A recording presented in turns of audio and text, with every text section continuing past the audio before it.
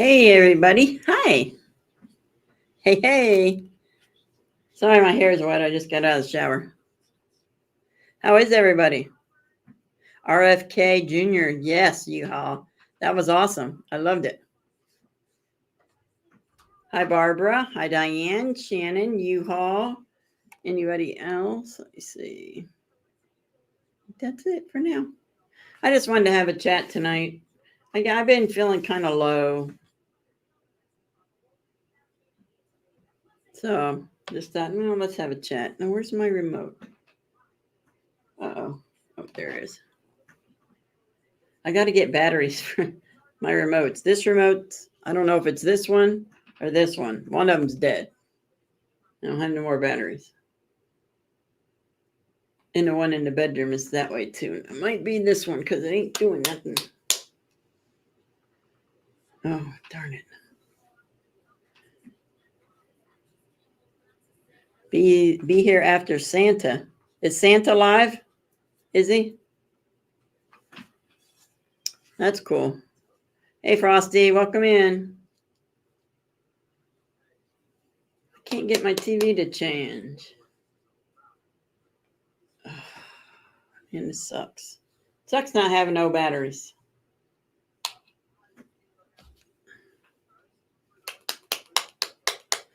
So I just thought we'd have a nice chat tonight because I've had a rough week and I'm stressed out. And I hate to be stressed out. There we go.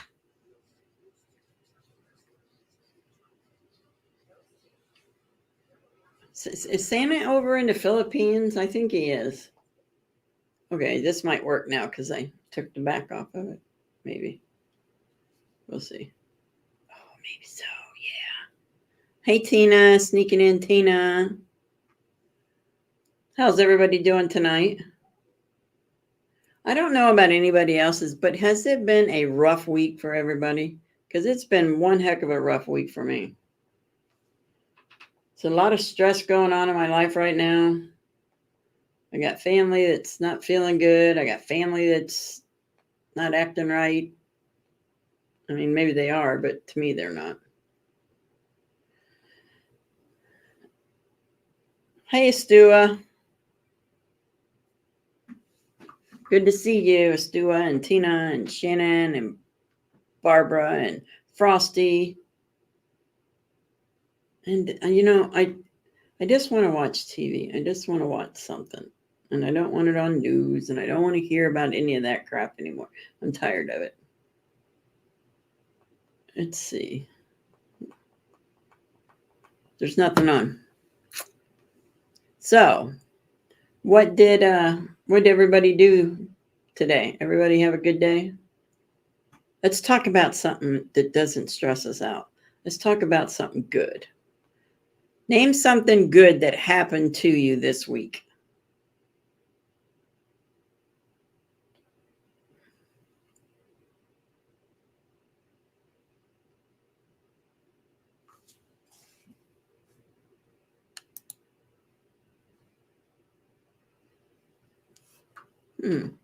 Nothing good happened today or Monday or... Oh, that's nice. I ate bagel today. My eating habits are getting horrible. I ate a bagel yet. Oh no, my bad. I ate a bowl of chili that my daughter, she made chili and brought me some chili. So that was pretty good. I ate some chili. And then I ate a bagel. But I don't believe I've cooked all week. I don't think.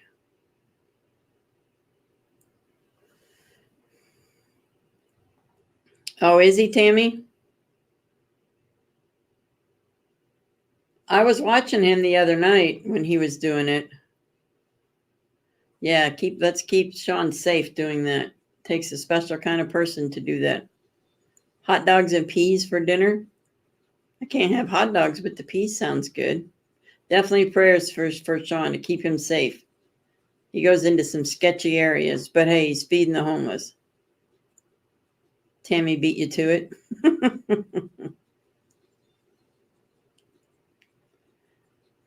Scary at nighttime, absolutely. Is he go by? He was by himself the other night. Now, does he always go by himself, or does he have someone with him?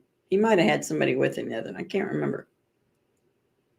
I heard him talking to somebody, so unless it was one of the homeless people. Does he always go by himself, or does he have someone with him?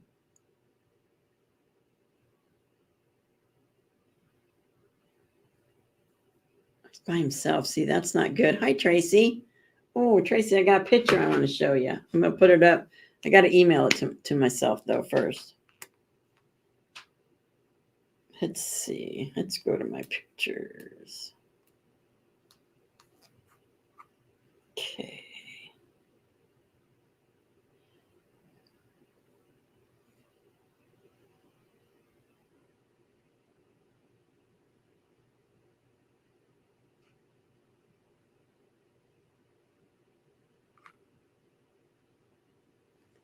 Okay, I'm going to go get my email, and I'm going to show you this picture. You're going to love it. Hi, Diane. You had chicken with stir fry? That sounds good, except the chicken. I don't eat chicken. All right, let me get my... Oh, maybe it's already up here. Nope.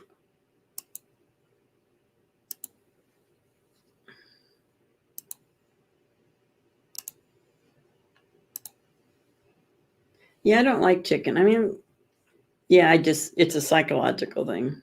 It probably tastes really good, but I can't eat it. Here we go.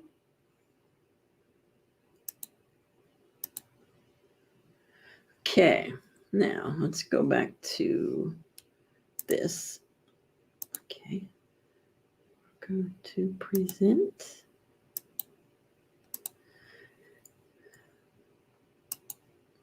Oops, wrong one. So Tracy, here is the gator, and Timmy Tebow, and he's in a good spot. Look at him right there with the American hat, American flag, same thing on that side, and then the gator in the middle, and there he is. He's doing good. And he's got his gator necklace on too. I thought it was cute. I would just show it to you so you would know that he's good. Okay, what is this?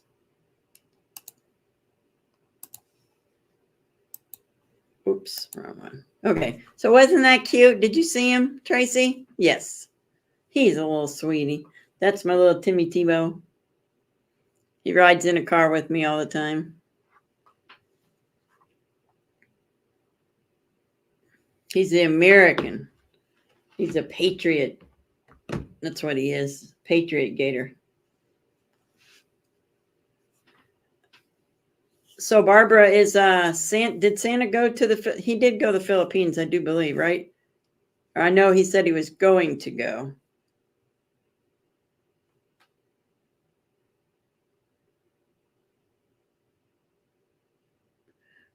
What do you hate, Kim? Oh, hi, Kim. I didn't see you sneak in here. How are you feeling, my dear?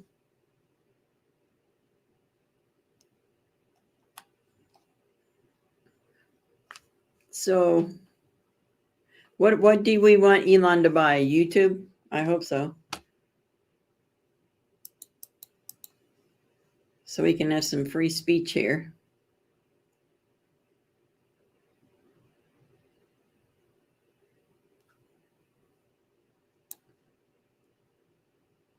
You're going to a private island? I would love to live. You're about the same, Kim. Well, your miracle's coming, honey. It's coming. It's coming.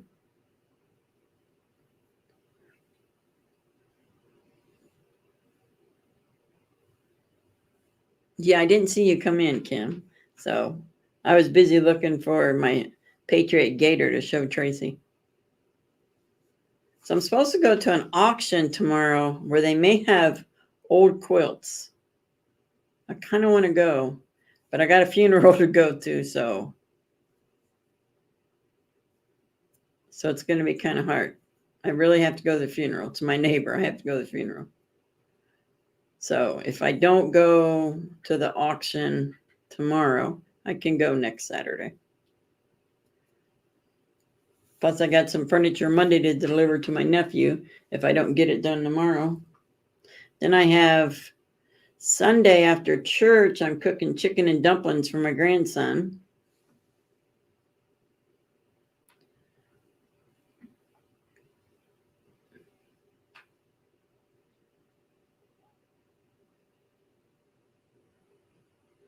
Oh, is that what it is, Tina?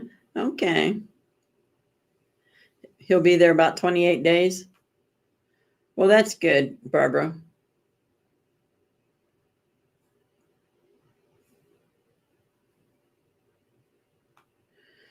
I wanted to go to Tennessee this weekend and see my granddaughter and my daughter, but it didn't work out. Maybe next weekend.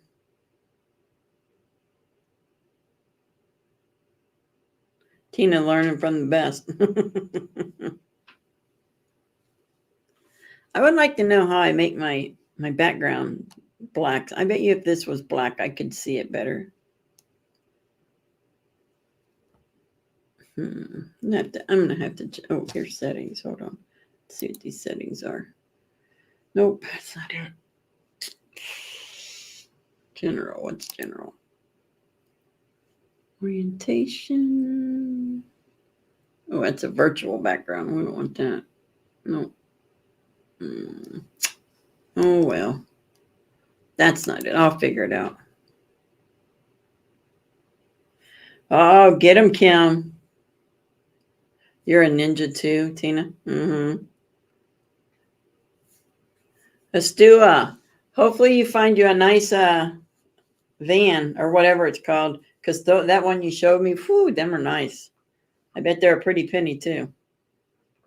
They're nice though, very nice. I could be fine with just a conversion van. Take the seats out, store them, put flooring down, put a sink in, and a refrigerator, and a bed, and I'm good.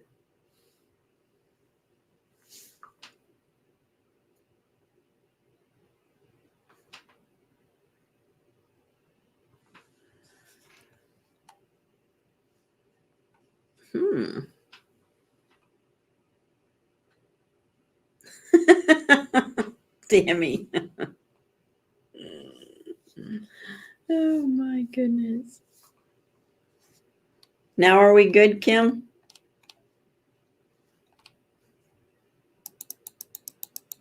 It could just be lurkers, you know. People like to lurk in here. Did you guys see my community post?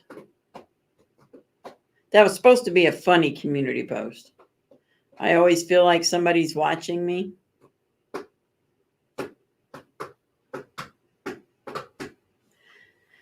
Because somebody's always watching me. Yeah, that was supposed to be funny. That's why I put a big smiley face there, laughing or whatever.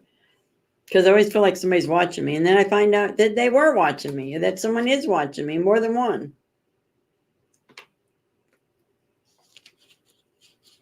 I don't know, Kim. You're going to have to start some more mod classes, I guess. Barbara said she's going to the corner. Oh, really, Tracy? Not here. I did have to turn my air on today because it did get kind of stuffy in here. But it's I don't know what it is now. It's probably in the 60s, I would say. Let's see. 65. It's 65 here. The low is supposed to be only 50, 56. I'll probably leave the air on tonight. Oh, that's true. I will want power and internet. Yes. That is true, Stu. I forgot about that. I follow this guy that travels all over the United States. I really wish I could remember his name. He's amazing, and he's just got a van, but he's got it. He's got a sink, and he's got a little bathroom and a bed.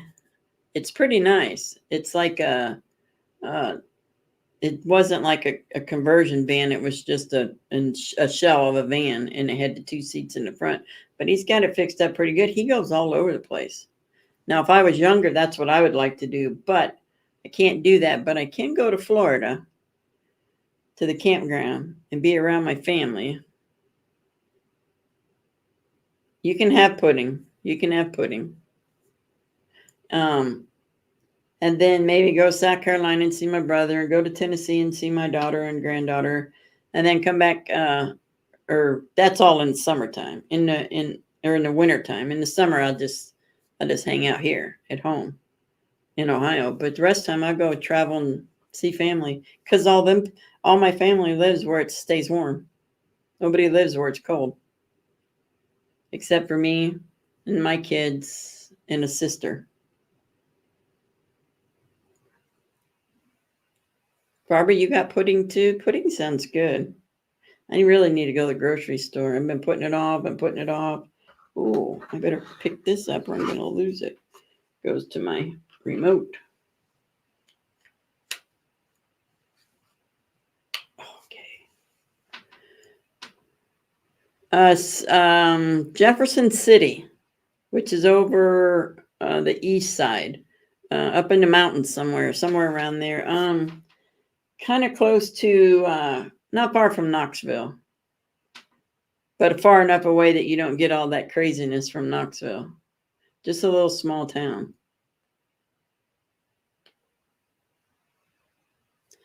I know that she's not far. Like when we would go to family reunions, she'd be like 10 minutes away from us. So the first couple times she stayed, but then the last time we went, she didn't stay. She went home and stayed at home because it was just a little drive. I could come to Alabama and see you too, Kim. What are you talking about? I know lots of people in Talladega.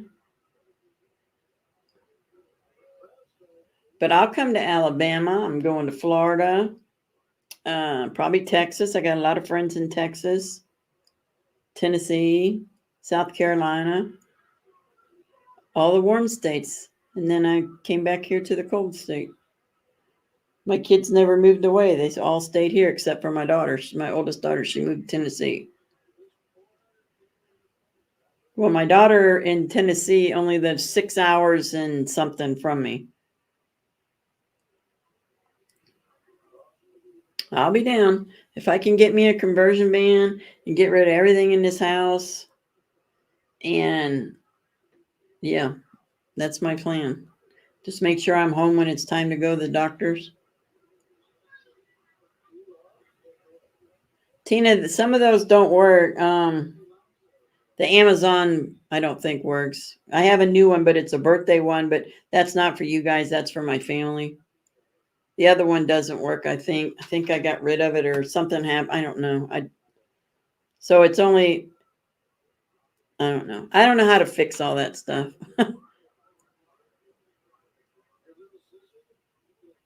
Yeah, we like to do the Amazon. Where will I stay in Ohio? I got a daughter here. I got a grandson here. A sister, 2 sisters here. So yeah, I have a lot of.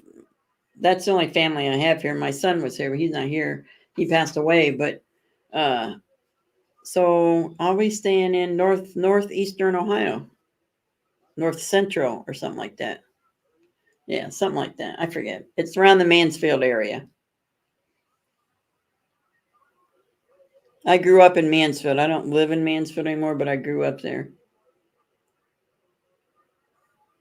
So, but then when I go to Florida, I've got 2 sisters, a brother, a ton of nieces and nephews and aunts and uncles. And then when I go to South Carolina, I have my youngest brother. And then Tennessee's my daughter.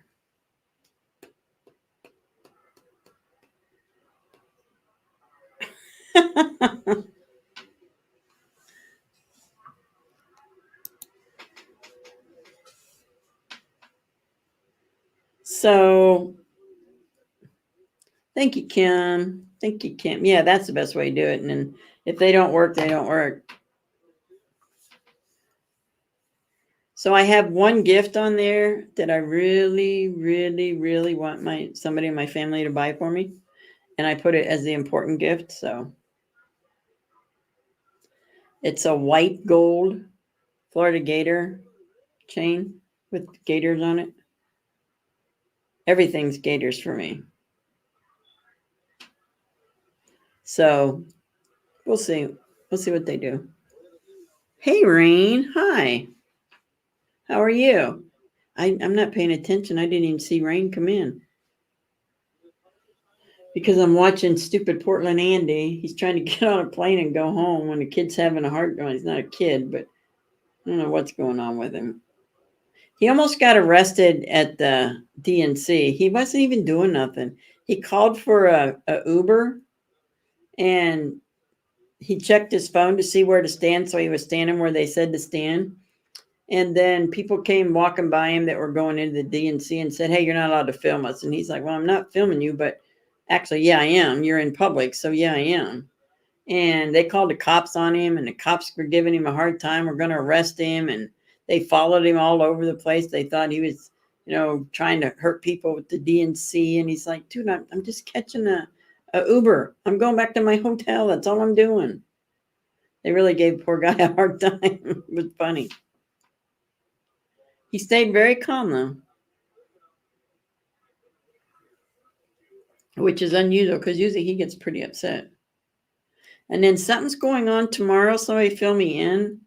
I just caught part of it, or I just remember part of it with MGB, and Jay, and then something Oreo's going to be there. I don't know what it is. If anybody knows what I'm talking about, with such a vague.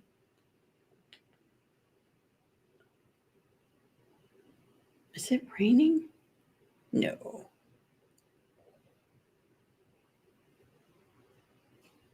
Oh, okay. There we go. Yes, Rain. Some of the mods need trained again. Oh, did he really, Deb? I didn't even see him there. They said he was there, and they said that AP was there. I didn't even see none of them, but of course, I didn't watch it too much. Oh, here we go. Oh, they're going to do the vigil tomorrow. Okay. Got you. Yes, and that's the one that they usually do that one every now and then. Sancia's with them, right?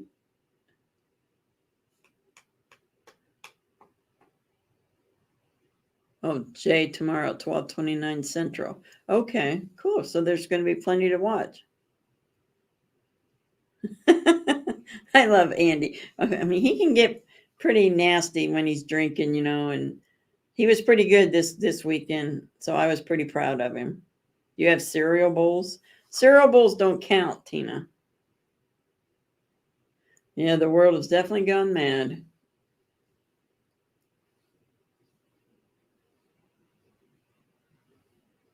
You're so lonesome. You're going to play it at the corner?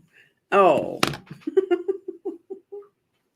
The world is definitely crazy. I had to take a break. Most of the day today and part of yesterday, I was just so stressed out.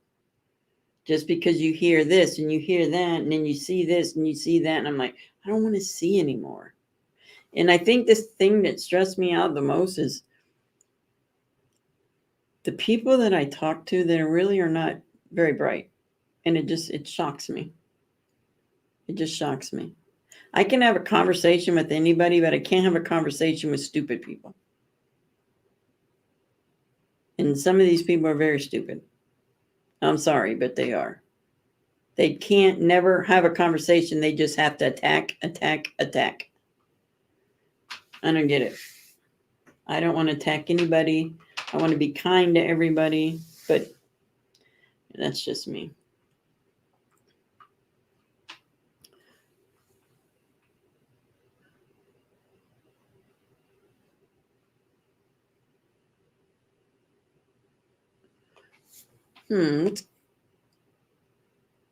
Okay, Tracy.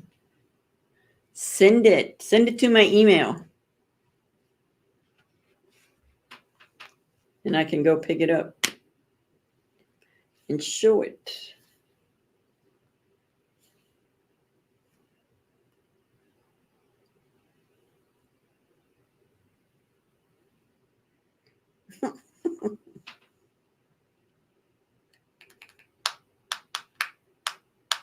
Did you already see it, Kim? Tammy is at the corner too. Hi, Footy. How are you, Footy? Good to see you. Good to see everybody. I love seeing people.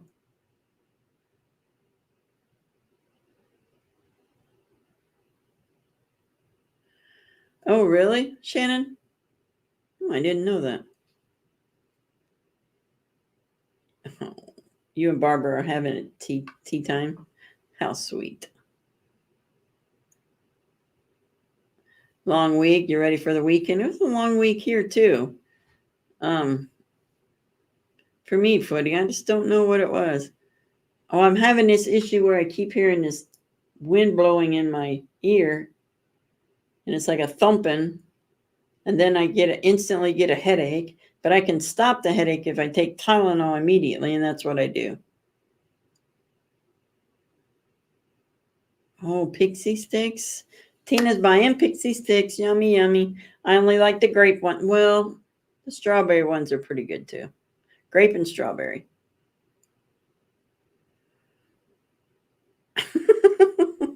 Tina.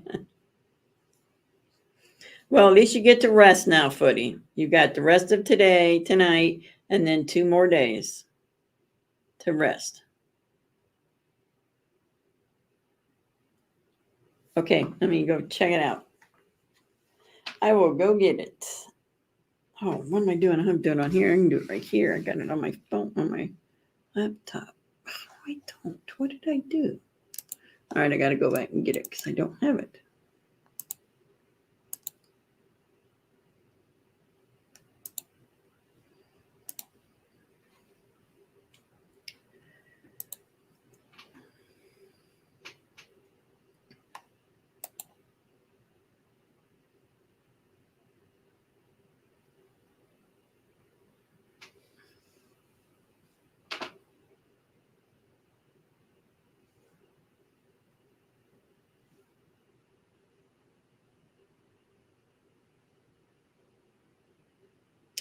I don't see it yet. Oh, here. Oh, okay. I see. I see. I got it. Oh, that's so cute. But I got to send it to my other email because this is my phone email. I don't know how to put all this stuff on my laptop. So, all right. Let's see. No, I don't want to reply. I don't want to put it in the folder. Oh my goodness. Cancel. There we go.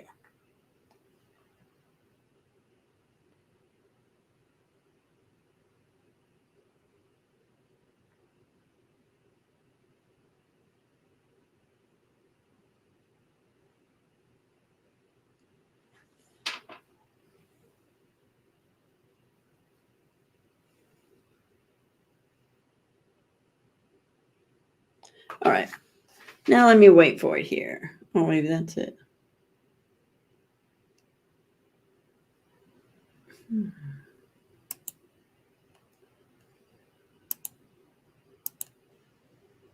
Oop.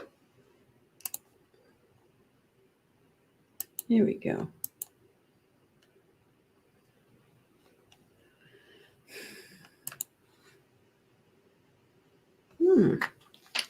What is going on?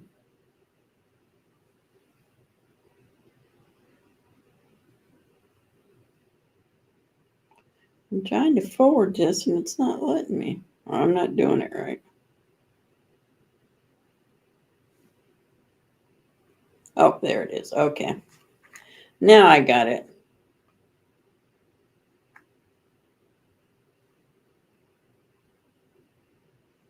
Okay. I can't see you guys, so I hope you're behaving yourselves. You should be.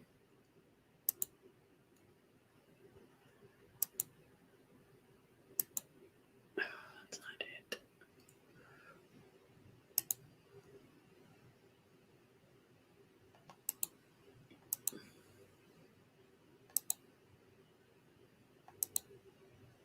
Why is it not giving it to me?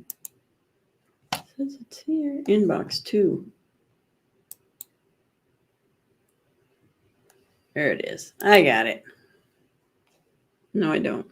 It's going to be a minute. I have to wait for it, apparently. It'll be a minute. It doesn't want to come up. But it's so cute. That is adorable.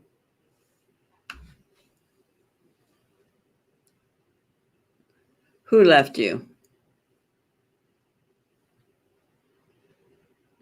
Oh my goodness. Female here, a size 4, 3.5 to a 4 in youth shoes, little kid shoes.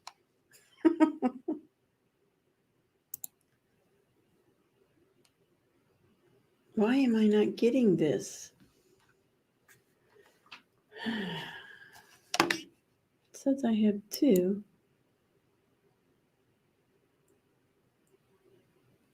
8:03 p.m.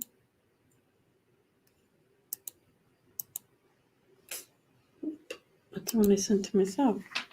All right. Let me go back here. This way I know we'll get it.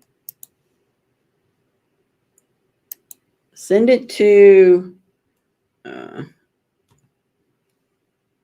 Tracy. Send it to. I can't see what I'm doing here.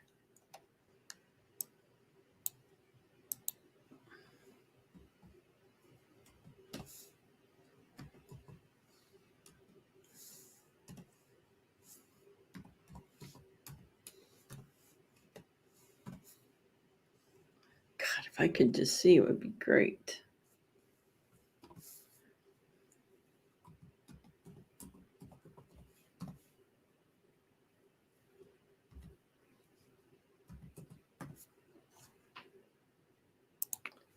There you go.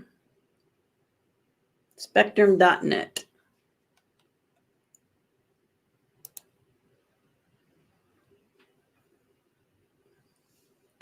Try that one because I can't get the iCloud one on my computer.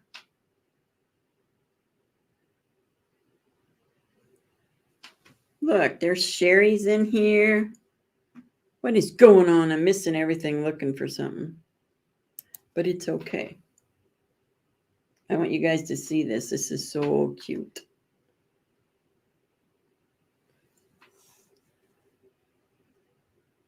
Is Tracy still in here?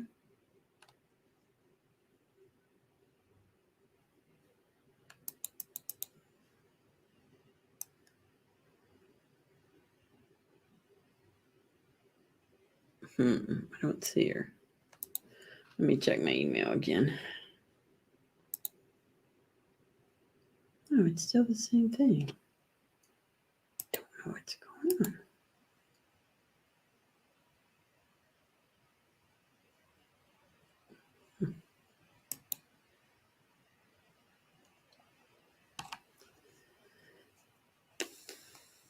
Oh well.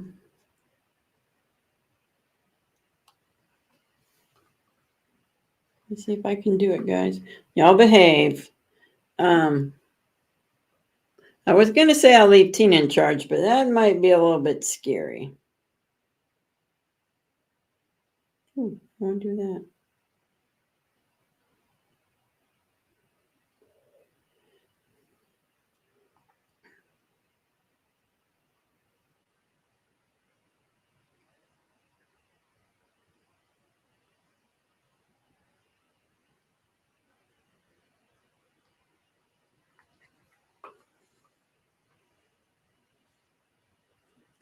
Can you guys see that?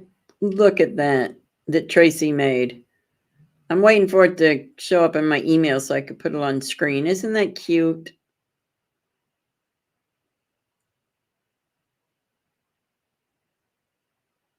It's called Little Archer. It's adorable.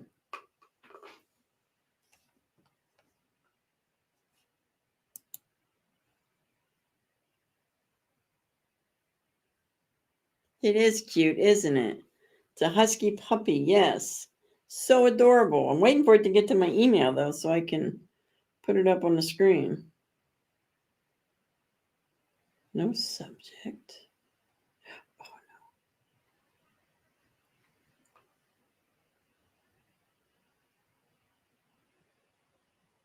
That's a new message. I don't want a new message. Share.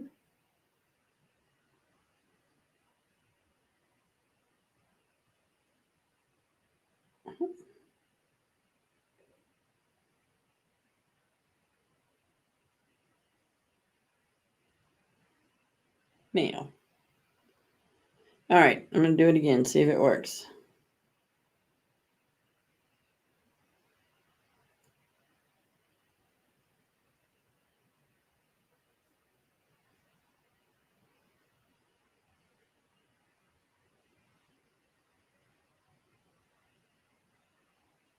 All right, let me see now.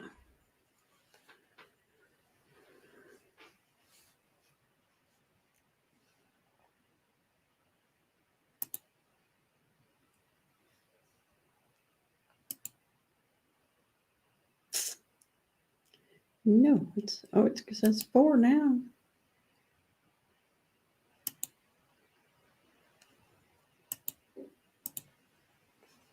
I don't know what's going on here. It says I have 4 new new. All right, let me go try this.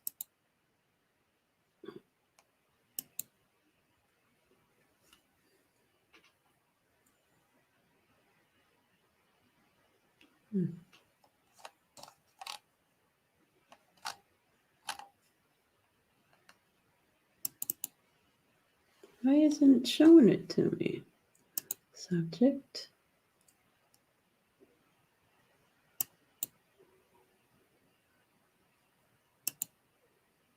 I have no idea what's going on and why this is being a pain in my butt and won't show it, but I'll try it out later. And I don't know, it's not working right.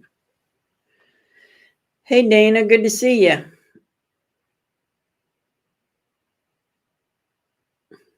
Well, Tracy, I don't know what's going on and why it won't let me show it. It says I have 4 new emails, but it's not letting me get to it. Oh, that's sent. I don't want sent. I want inbox. 4 new emails. And I don't have 4 new emails. They crazy. I do not have 4 new emails.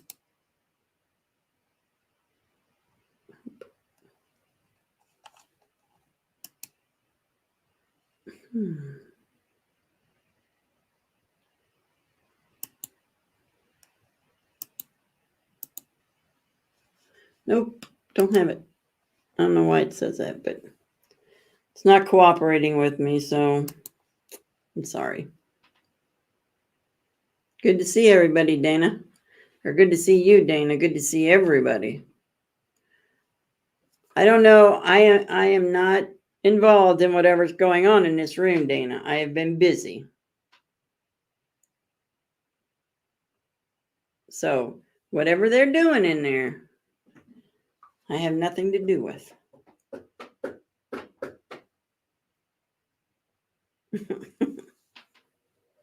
I can't even see good enough to read it. Who's Gorder? Who's Gorder? Oh, Gators chat. Can you make what from my chat? Oops, Tina. Tina.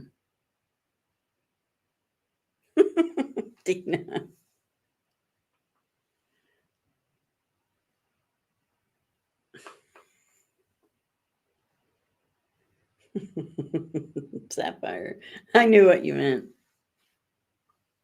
Partying in the corner? With chocolate pudding? Do we have chocolate pudding, Barbara? I think we do have chocolate pudding.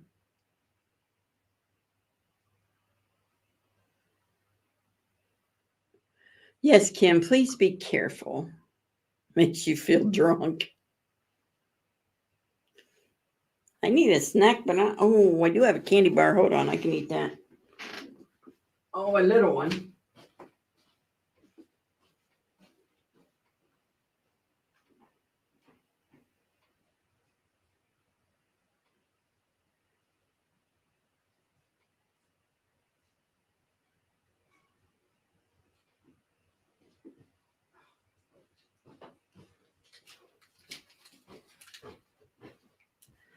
Oh, I got two. They're little. Two candy bars.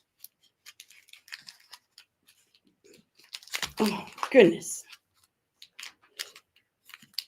Musketeers. I got two of those. Yes, Kim, please be careful. Do you have to work tomorrow, Shannon?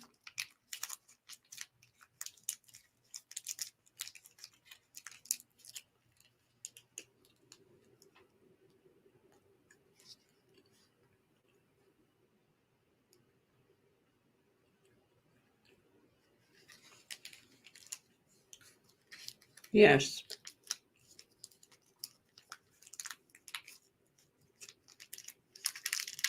Just do your video. Okay.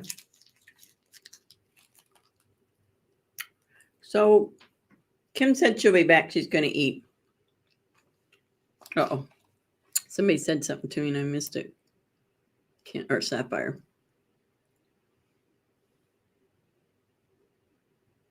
Oh, that's awesome. They would love that.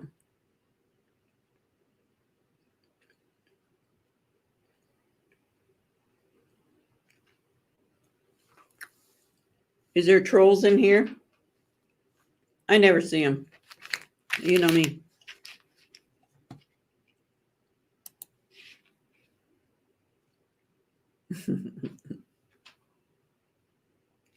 They would definitely love that. It'll make Hippie cry. Oh, on Sean's, they do go after his channel. And I've watched him other times when he did flag waves and stuff. And the trolls are horrible to him. You're all trolls. Oh, no. Tina, you're a troll house cookie. Rain, surprise, we're all trolls. Well, you guys are good trolls. I love trolls. Then if this is trolls, I love trolls.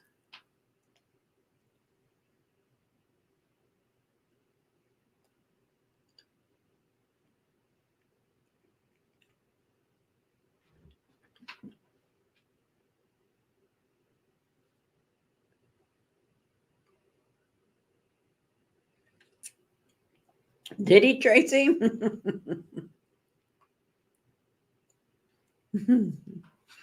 Okay, no more chocolate. That's all. Trash can's too far away. I'll never make it. What am I? If I wrap this up tight, I probably can make it.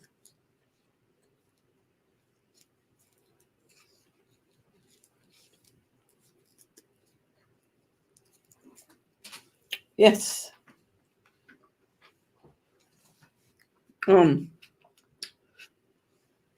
Yeah, we don't get too many trolls in here. I guess because trolls don't like Jesus, so they don't want to hear about it. They don't want to hear the good stuff.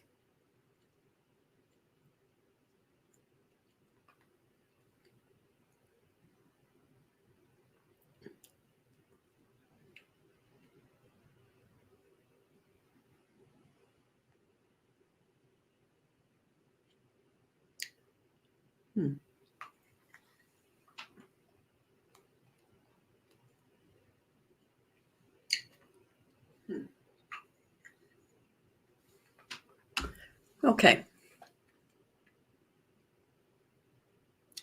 You're on the hunt for a troll and you will find him and you will take care of him. Yeah, I feel bad for Sean. I always try to go in there and at least, before when he first started, be our big oh, okay, Rain. When he first started, people were so evil in his room. They just went in there to harass him.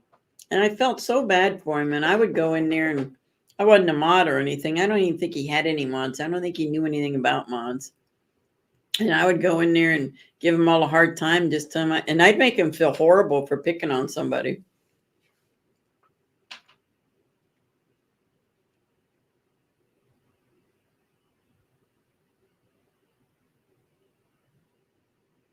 Oh, Tracy. He's got a good heart. He's a good kid. And yes, he's not a kid, but to me, he's a kid. Anybody that's a lot younger than me is a kid. They do. They do, Tammy. I agree. They're horrible. They used to, there was somebody else they used to do that to. And always went in and defended him. I can't remember who it was. Oh, good thing you made it back, Rain. What kind of crackers did you get?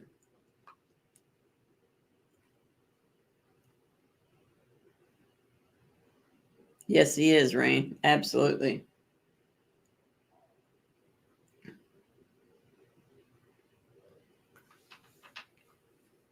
I had the chili today for my daughter, but I ain't had no crackers to put in it because I don't buy that kind of stuff because I'm not supposed to eat it. White cheddar? I got to go get some groceries tomorrow, so I will have to buy me some good snacks. I need some more fruit because, oh, I do have grapes. Hold on, let me get some grapes.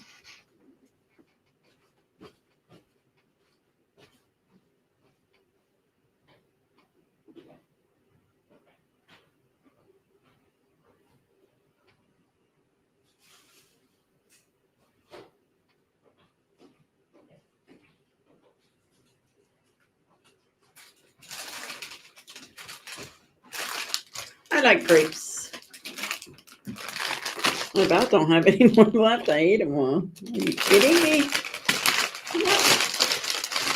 Oh, yeah. This is. There we go. All right, I got grapes.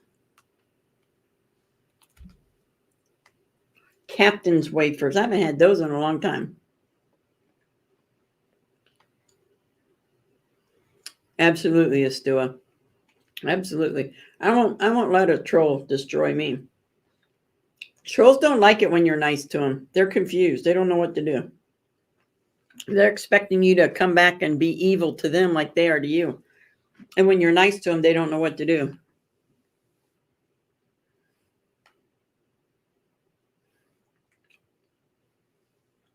Absolutely, Annette. Yep. I'm having grapes, but I ate 2 fun-sized candy bars and I wanted more, so I'm eating grapes. They're about done with. I don't have very many left. I don't even know how many pounds this was.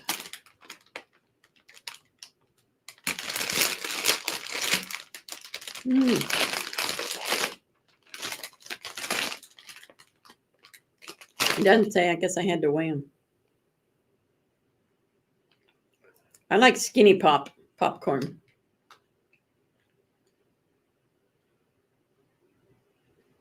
Yes, definitely pray for David.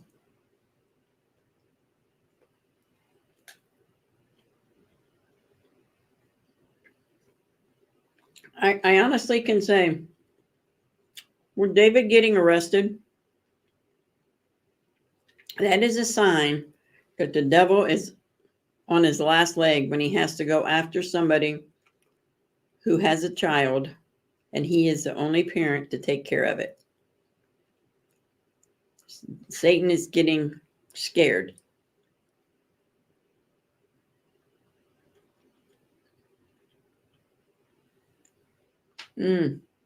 I just get the white cheddar. Yeah. I get the bag that has there's 20 bags in there, 10 of the bags that have green on it and then 10 that have the yellow on it.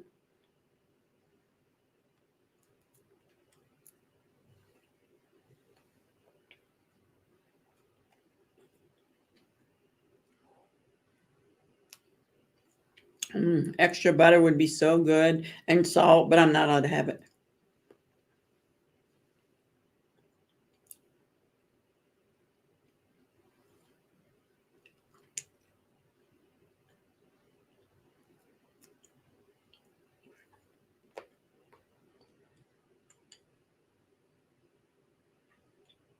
Yeah, I don't use salt. I don't even have salt in my house. So if anybody comes over to eat, they got to bring their own salt because I don't have any. I take that back. I do have a salt shaker. It's got some in it, but not very much.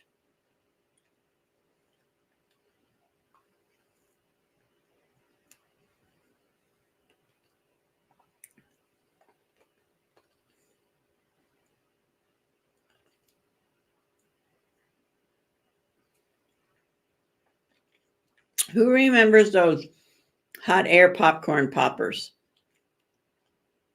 I used to think those were the best things ever, and the popcorn was pretty dry. I didn't care for it. But I remember my dad making popcorn in an iron skillet, and it was the best popcorn.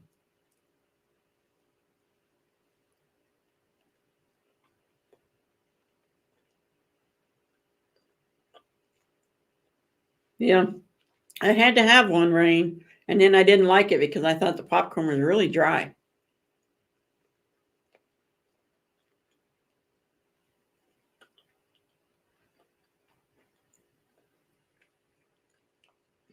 Maybe so. It might. It might, Kim. You have a big popcorn machine, Tracy?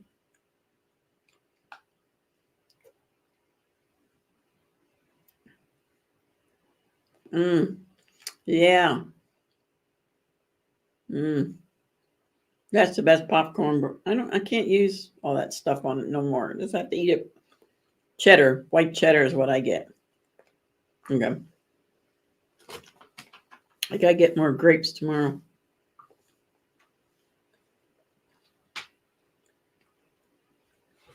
Do you, Tammy? I don't really eat much popcorn, but I would love to have it in a iron skillet on the stove. Oh, my dad made the best popcorn. That was good popcorn.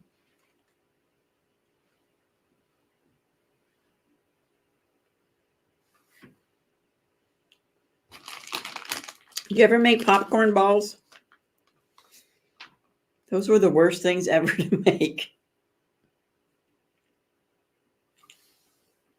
We're going to Tammy's house for popcorn because she makes it the right way.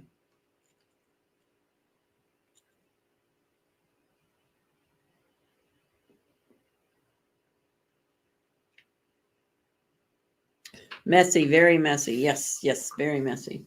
Me and the kids, my two oldest kids, when they were little, we made them. They insisted. And it was horrible. Oh, what a mess.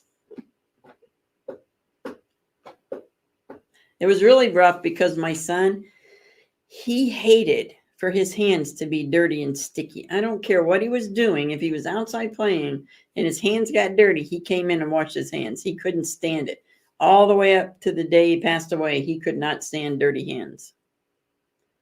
And when we were doing them popcorn balls, he kept going over to the water and running his hands in the water. I'm like, you're never going to get them done if you don't get, no, I don't like it. My hands dirty. It was so funny.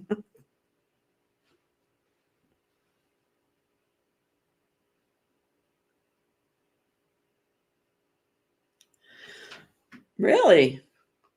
Dana, excuse me, with in a frying pan with sugar and watermelon?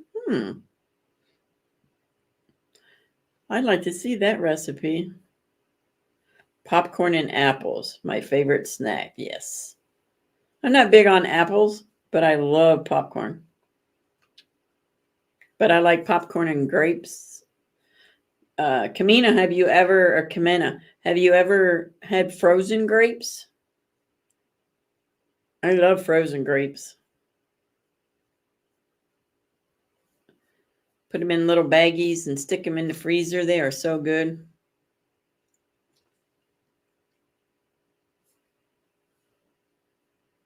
Oh, really, Kim? That would be awesome.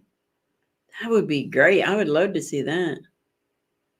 Oh, I bet that was good popcorn.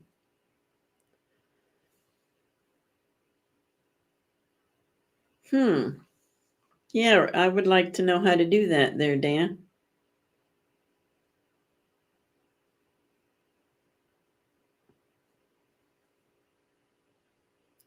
Yes.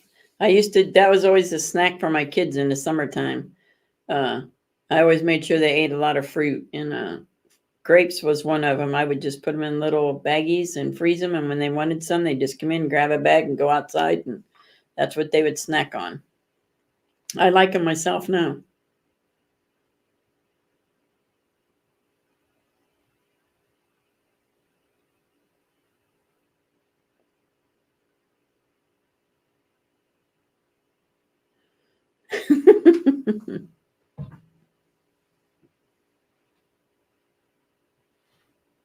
Yeah, ain't that the truth? Ain't that the truth?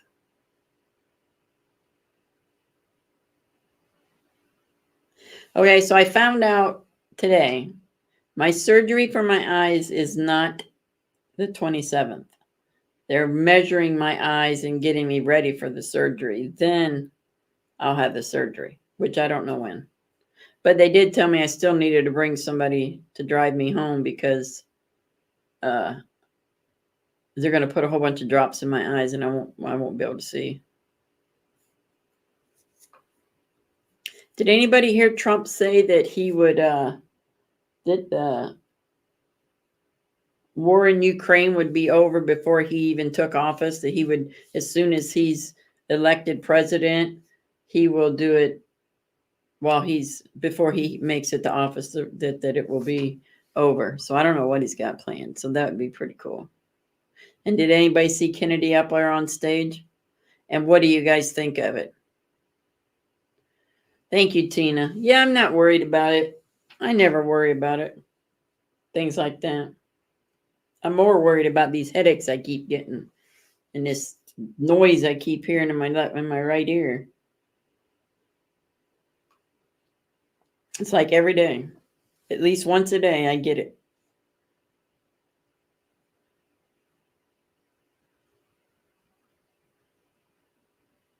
Oh, I don't like beets.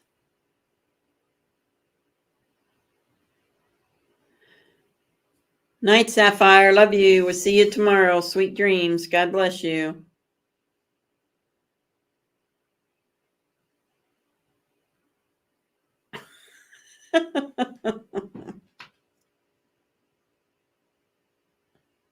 Yeah, it was at the end after it was over with, and the music was playing, and he said that. I was like, wow, that's kind of cool. That's an awful big thing you're putting out there. Air salt.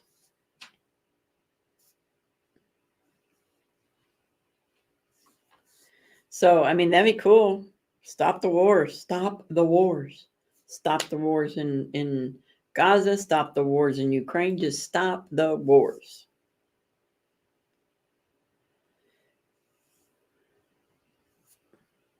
Yeah, Rain, if you listen just at the end of his rally, as it's going off, he said that. And I'm like, cool.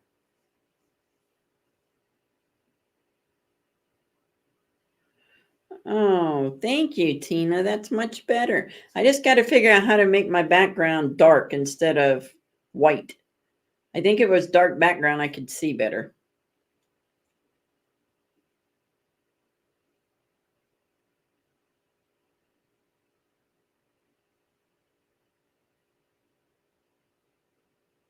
Yeah, I don't like beets. I don't like beets. I can't stand beets. Ugh, they're so gross.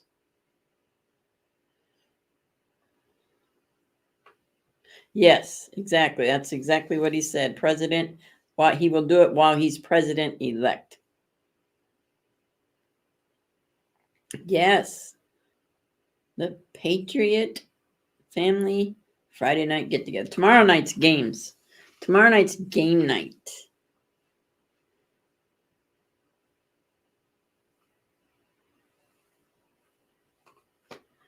Hi, Mega Man. Do we know you, Mega Man? Seems like I might know you from somewhere.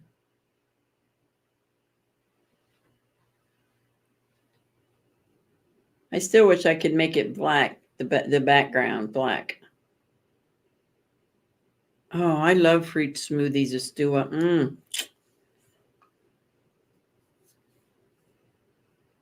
I have stuff in the freezer to make those, so I need to start making them again because I have the vegetable ones I do in the morning and then the fruit ones I do in the evening.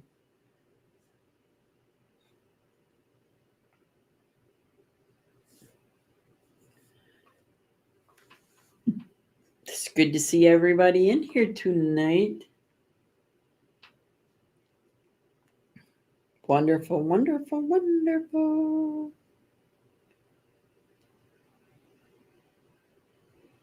How many of you guys like snow?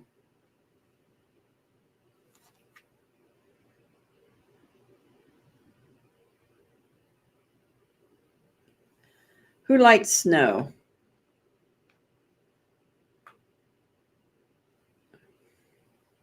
Tina, you got your eyes on?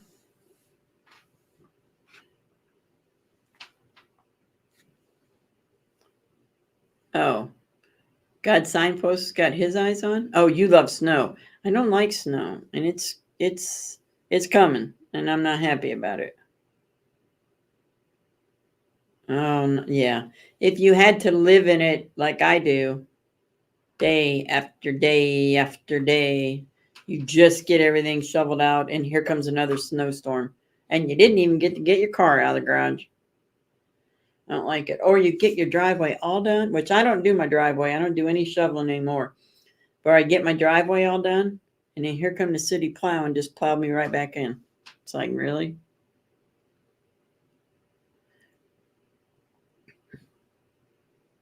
Yeah. Tammy's on it. But yeah, that's true. They have not. I think it only snowed one time last winter. My nephew came up, and he's from Florida, and he's never seen snow. So he wanted to stay until we got snow so he could say, hey, to tell all his brothers and sisters, like, hey, I got snow and I got to play in it. It never snowed. It never snowed until 2 days after he left. Then it snowed a little bit, not very much. Poor kid. He kept wanting to see it.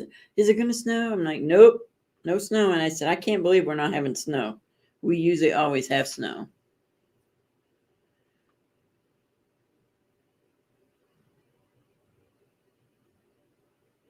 That's awesome, Annette. I've tried that, but my blood pressure is so wacky that I've tried everything naturally to stop it, but it's even with medication, it's still wacky. So I think it's coming from someplace else. I can't figure out what's causing it to. It's either my kidneys or my pancreas. Something is causing it. Oh, no, no, no. Nope, nope, nope. Montana's beautiful, but yeah, no, I'm not going to do it. I don't like the cold. I don't like the snow. I love it when it snows the first time and nobody's walked in it or drove in it. It's just beautiful. And then they got to go and walk in it, and kids run through the yard playing in it and make it look ugly. So, yeah, and I don't go out. I don't have no doctor's appointments when it's in the wintertime. I don't go to the store. All my medicine's delivered. All my food is delivered. I don't go nowhere. And if I have to go somewhere, I make sure my car is nice and hot before I get in it.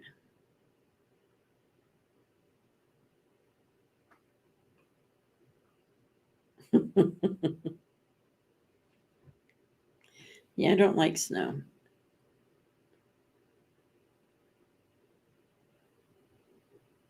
My favorite is spring and fall. I love fall. I think fall, it smells so crisp out and the leaves have changed, and I can decorate really nice for fall, orange and browns. And then spring, because I'm so excited that it's getting warm. Summer's too hot, too humid, and winter's too cold and snowy. So spring and fall. Like, I can't wait to start decorating my house for fall, for Thanksgiving, and then Christmas. And Rain, when I moved to Florida and we didn't have snow at Christmas, it was kind of like I didn't like it. The kids didn't like it. It just didn't seem like Christmas. That was the first year. And the second year was a little bit better. And then after the second year, we didn't care. As long as it was warm, We didn't care. We could have cookout at Christmas. We could cook out for Thanksgiving. Yeah, we liked it.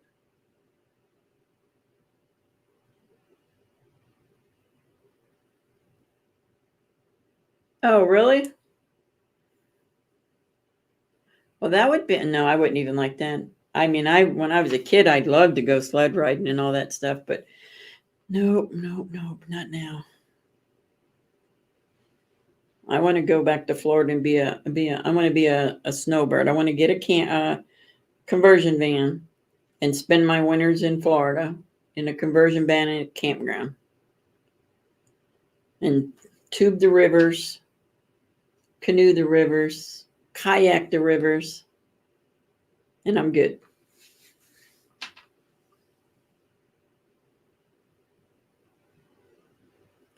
It takes a little bit to get used to, I think, Tracy. It did us, but then we were fine with it afterwards. The first Christmas was the worst, and the next one was a little bit better.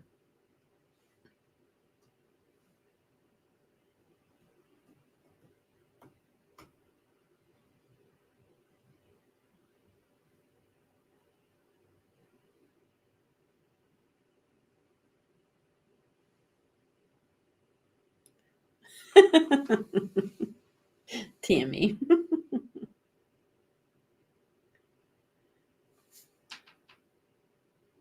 Hi, Sino. How are you? Good to see you. Good, good, good to see you.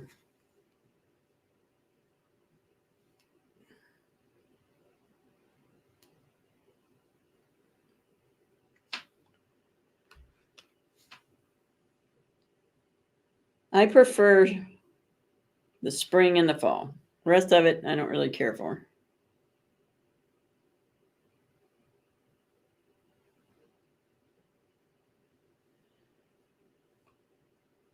All Tina had was pixie sticks. Pixie sticks are good.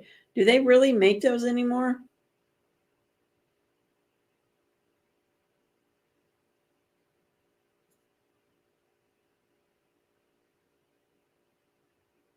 Yeah, that's us. We don't hardly see any snow the last couple of years. We haven't hardly seen any now. The first year I came back, moved back like 12 years ago, that first winter, oh man, it snowed and snowed. I was working, I had to go out in it. I loved it though. And of course, I wasn't sick. I was very healthy back then. And I would go out and shovel my own sidewalks, my driveway.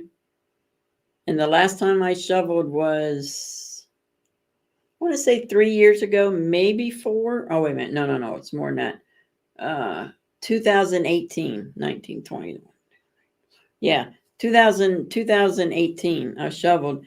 And then I thought I hurt my shoulder. And when I got up the next day, it was my shoulder hurt so bad. I went to the doctor, and you know what it was? I thought I tore my rotator cuff from shoveling snow, but he said I had frozen shoulder. Now, who has heard of frozen shoulder? That's what I had. I'm like, frozen shoulder. So I had to go to therapy and work on it. Oh, it was horrible. I couldn't move my arm this way. I couldn't move it out that way. I couldn't move it up. It just wouldn't move. And if I did force it, then it hurt. So, yeah, frozen shoulder. Crazy.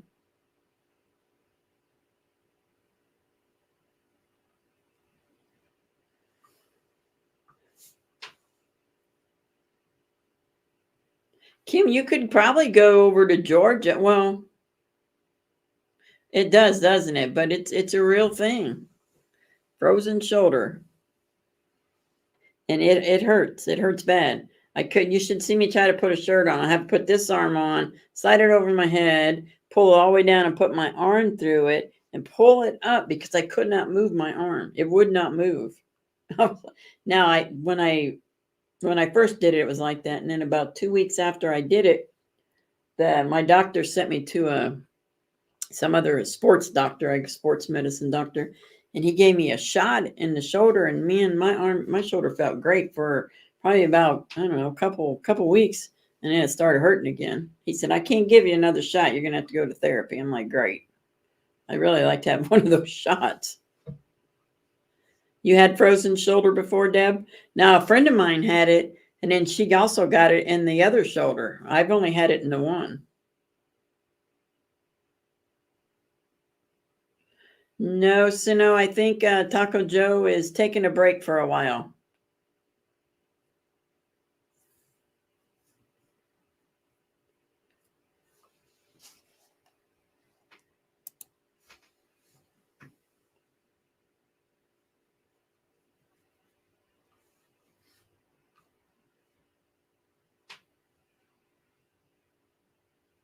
I think he's okay. He's just taking a break.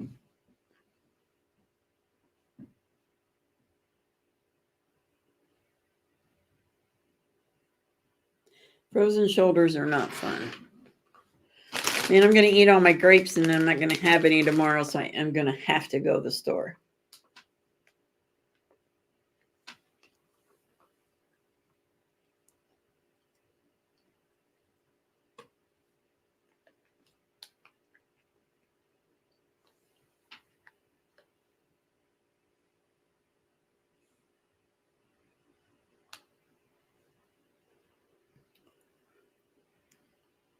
Let me see if I can read how to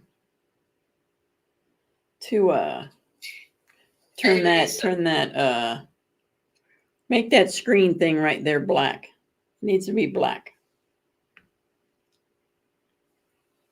Because I saw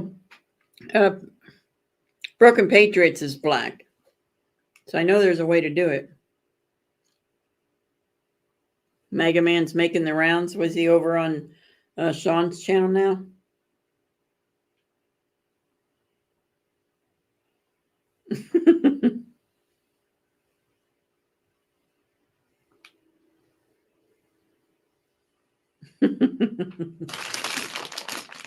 I eat way too many grapes, but they're good for you. They're great for my kidneys. It helps you when you have kidney disease to eat grapes, red grapes. Whoa, who hasn't hit it? I don't think we have 30 people in chat. I think we got some lurkers, which is kind of funny.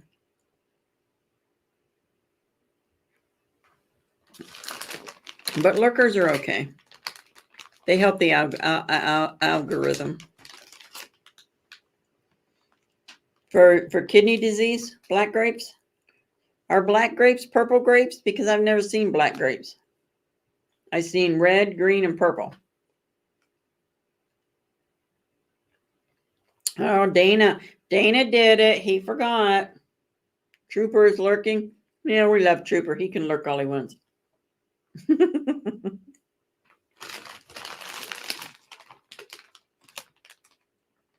Well, we had 29 and it dropped to 26 real quick. So I guess some of the lurkers left.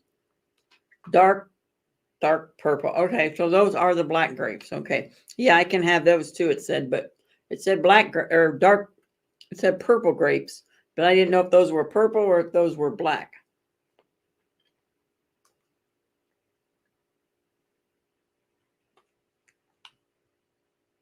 I like red ones. I like all grapes. Trooper is the boss. We're going to miss him when he leaves. I'm going to miss his laugh.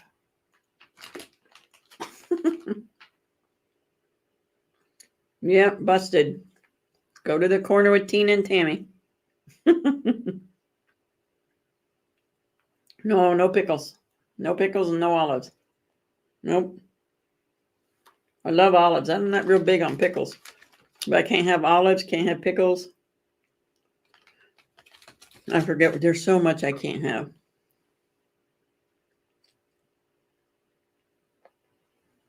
Grapes cause renal failure in dogs. Oh, really?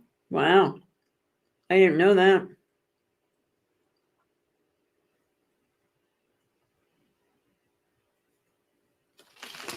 I remember when my son was in renal failure. He didn't know it at first. And he kept ignoring it. I didn't know he was like that. He never said nothing to me. He did tell me that one time when he came out of the bathroom, because when you're really close to end stage renal failure, when you urinate, it's like foam. It foams up. And he said he came out of the bathroom at work and somebody else went in behind him and must have used the same urinal as he did, and it was nothing but foam. And he said, the guy came out of the bathroom and he said, "Man, I don't know, whoever just went to the bathroom in there, they got a problem." We didn't know what it was. We had no idea. And that was part of the end stage renal failure. And he never told me. If he would have told me, I would have made him go to the doctor. He didn't tell me until after he was already laying on the couch, passing away within a few days. I said, if you would have told us, we probably could have done a kidney transplant and you'd have been okay.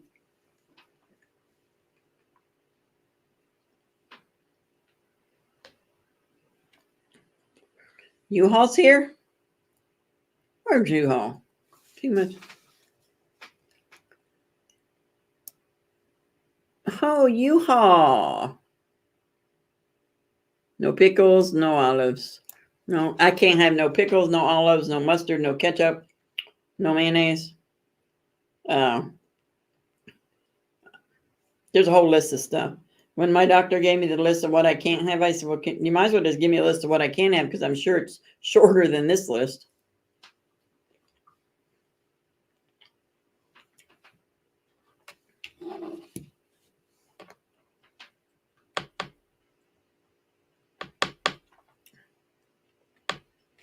Yeah, Sino, he was always sick when he was little. Just automatically, just boom, run a fever for no reason at all. And then talk crazy. And I'd always take him to the doctor. And the doctor would say, "Oh, he's got an infection." Well, you would think now, because I'm older, I was 18 when I had him, that if your child keeps getting an infection, there's got to be something causing that infection. But nobody cared to look at it. Had they looked at it and found out that he only had one kidney and it was in his pelvic and it was very small, he could have had a transplant. But he just dealt with being sick like that off and on all the time. And I didn't know. I was young. I didn't know. I just believed the doctor. But I know now that, and I tell people all the time, hey, if your kid's running a fever and there's no reason for it, have their kidneys checked. Make sure they got kidneys back there.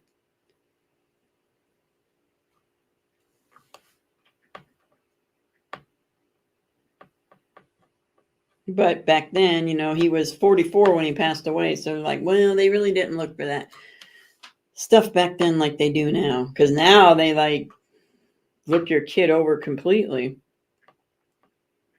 But he was very sick. Even when he was born, he was very sick. He had to stay in the hospital for 2 weeks. And I stayed too, because I wasn't leaving without him.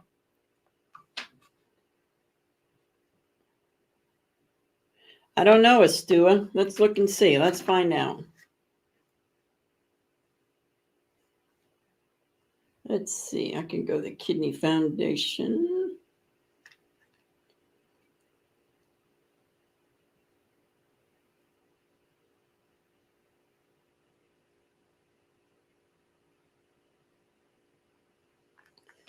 Let's see what they say. Okay, it says red or purple grapes.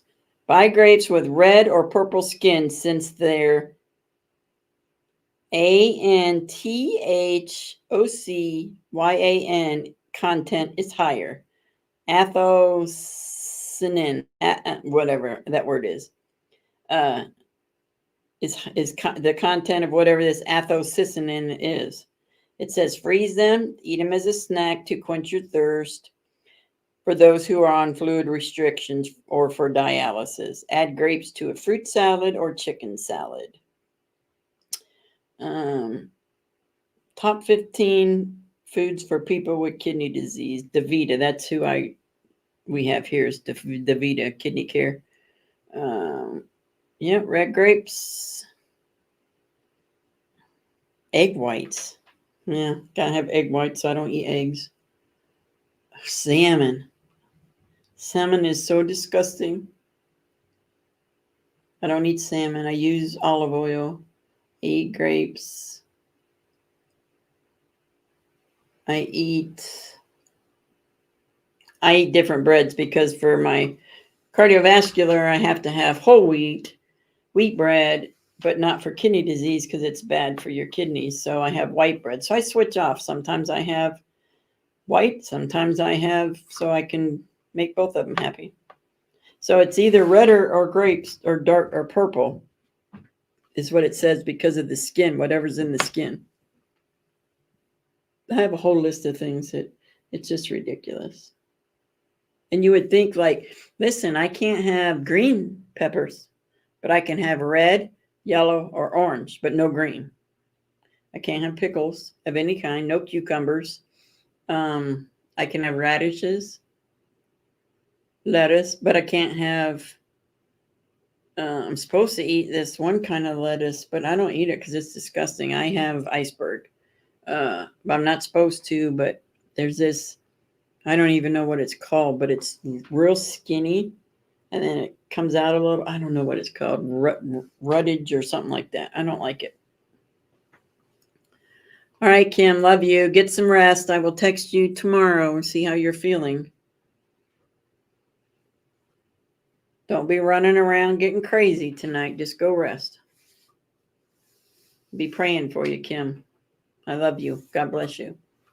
Yeah, so there's all kinds of things and I'm in stage 3, so 3B. I guess there's 1, 2, 3, 3A, 3B, then 4, and then 5's the last one. 5 is renal failure.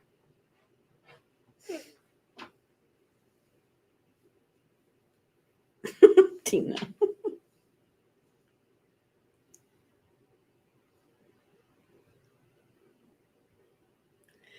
You know what, Annette? Let me check that because I had thought at one time they told me I love spinach, and they had told me I couldn't have spinach or what is them stocky green vegetable? They told me I can't have those, and I like them too. I forget what they're called, but they come in a bunch and they're green. They're like that big of a bunch, and they got little things on the top of them. I love those, and for some reason I can't think of what they are. But I thought they told me I couldn't eat those either. But let me look and see.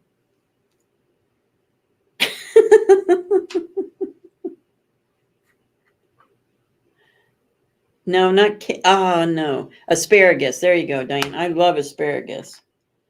Let me see. Because a lot of foods have phosphorus in it, and phosphorus, your body produces phosphorus, but mine produces excessive amounts of phosphorus. And if I add more phosphorus to it, then my kidneys can't filter it. And it's supposed to filter out the phosphorus. But let me see. Let me just type it in because I'm not going to look through their whole other menu.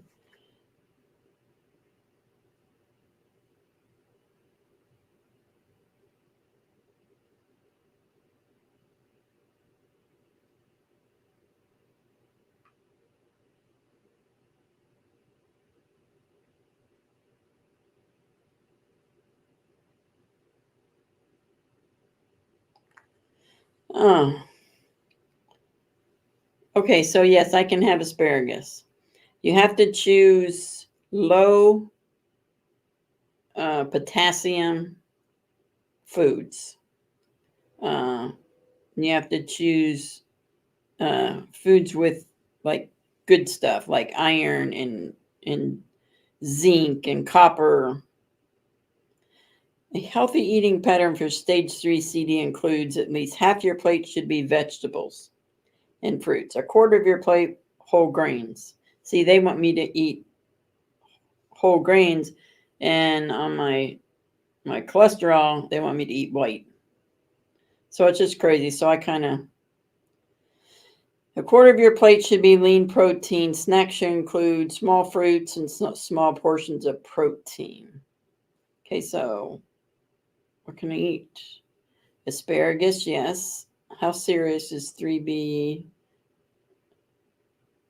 Stage 3B, chronic kidney means moderate to severe kidney function loss. Okay. I want to know what I can eat. What food should you avoid? Okay, you should. Oh, and see, I love liver and onions, and I thought, oh, this is going to be good for me. I'm not allowed to have it.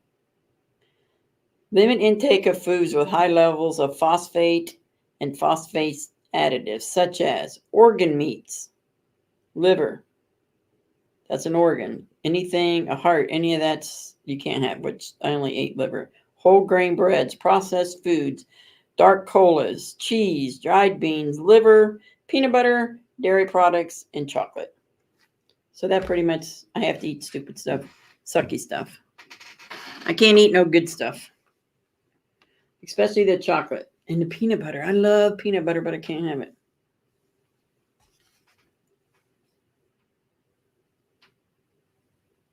Do you? So what is that supposed to do, Kamina? All I do is drink water. But because I have, I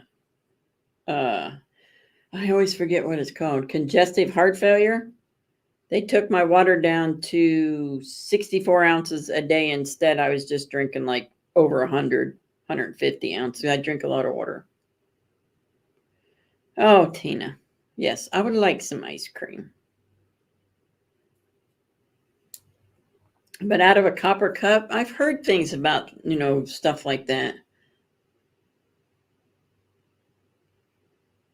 So, and all my stuff is caused from high blood pressure.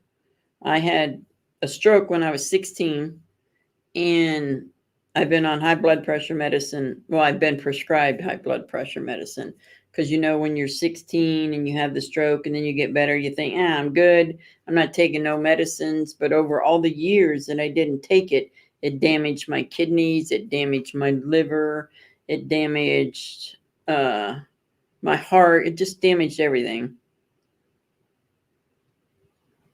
So if you have high blood pressure, make sure you take medications for it, because I didn't for most of my life. I didn't, and it did a lot of damage.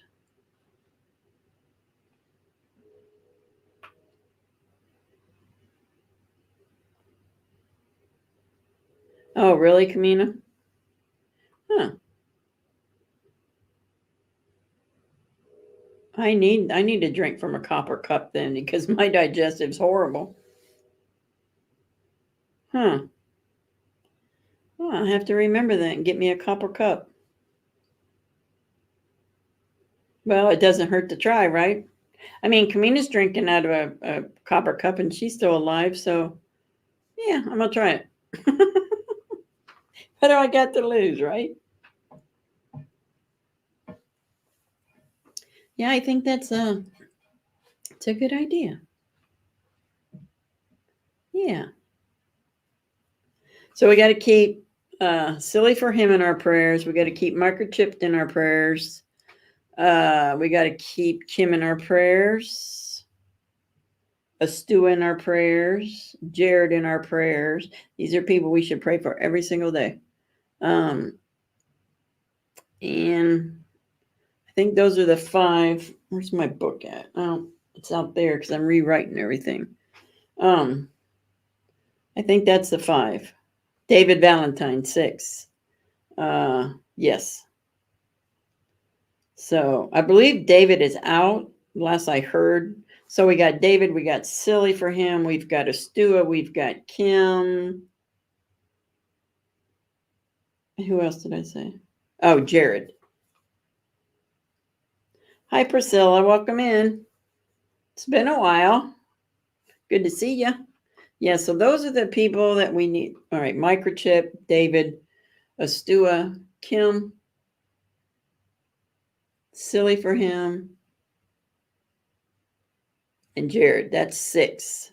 Oh, and let's keep Charlene's mother in our prayers. I just heard through the grapevine that something was going on there, and I haven't heard anymore. So, yes.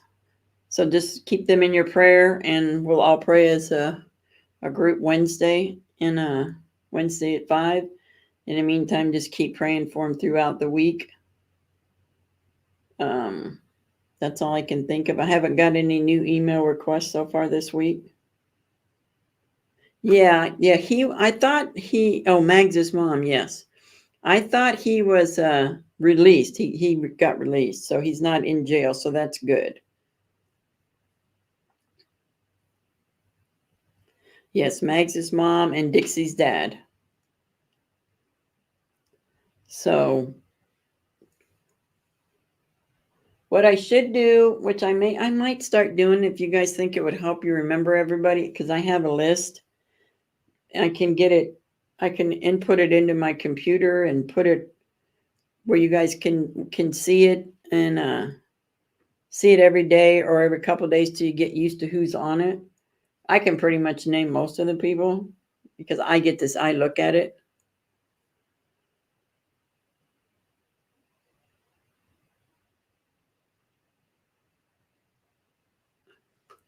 Your sister was home for 2 days, been upset about Jay Brown and David. Yeah. Yeah.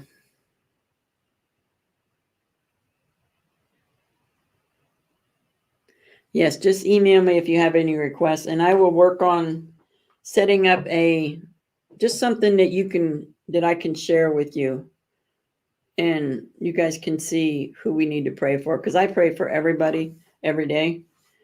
But it's easier for me because I have the page that has everybody's names on it. We have cancer people. We have people that are on hospice care. We have kidney disease, cardiovascular disease, liver disease, COPD, so much. So much. Silly's doctors found problems. That's what I heard. She was saying. That's sad. But we never can give up. We can never give up. Just remember, if any of you guys followed 1776 and Brian, remember Bryant, the old man in the white truck? He was on hospice before he came to 1776, and he was supposed to die, and he never died. So they just told him, we got to kick you off. You know, you're not going to die. We got to kick you off. We can't be here. So they kicked him off, and then he told his family that he wanted to go with 1776, and he said, that's what I want to do. And they were worried, what if something happens to you? Well, he said, I'm still going to be doing what I want to do. So he went, and he was there for quite a long time. And then he got sick and passed away. Yes, Priscilla. And I think anytime that you get older and you have issues, don't let your family stop you from doing what you want to do. It's your life. Make the best of it. Do the things that you want to do. That's what I do with my son when I knew he was dying. I never told him. He told me every day.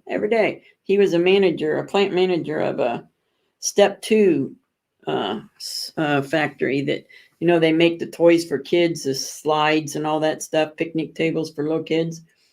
Well, he kept every day, every single night, he would say, well, I might go to work tomorrow. And mind you, he hadn't been to work in a week anyway. And I'm like, yeah, we'll see how you feel tomorrow. Maybe you can go to work.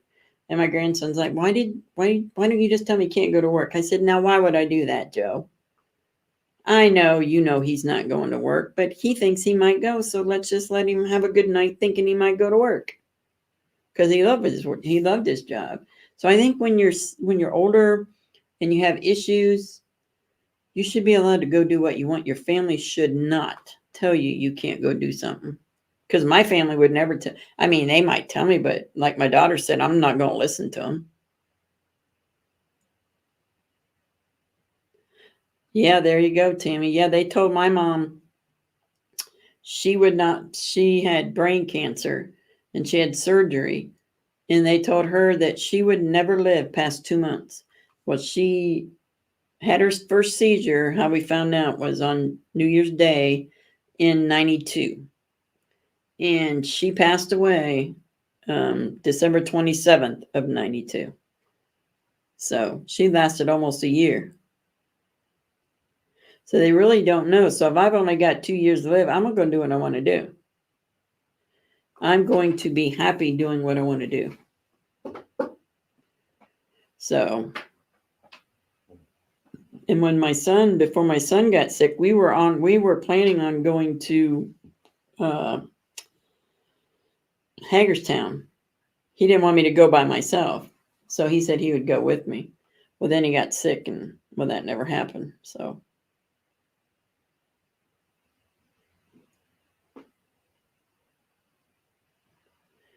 yeah, isn't that something, Tina? Nobody knows. They don't know. They can just estimate. Yeah, absolutely. Yes, exactly. Exactly. I'm still going to do as long as I can walk and I got my mind about me, I'm going to do what I want to do. That's just the way I am. And you do have to get up and keep moving if you want to do that. I started 2 days ago. I started what's the day? Friday. 3 days ago, I started a stretching regime because I wasn't doing any stretches and my legs were getting where they were really getting harder for me to get up and get around. And I don't want to get like that. So I just started doing stretches, stretches, stretches. Exactly, Tammy. The only thing that I cannot control and nobody seems to be able to is my blood pressure. And we can't figure out why. I gave up all sodas, I gave up all salts, and it just gets crazy sometimes. It'll just go from I take 4 blood pressure medicines a day, and it's still like it normal's 120/80. Mine's still like 160 on the top and then like 120 on the bottom. Even with 4 pills, they don't know, they can't get it right.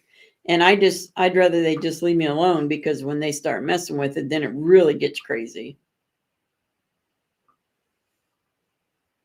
Exactly, Tammy. So when it's time, it's time. I'm ready. Whenever. I'm ready. I'm even more ready. Hi, Val.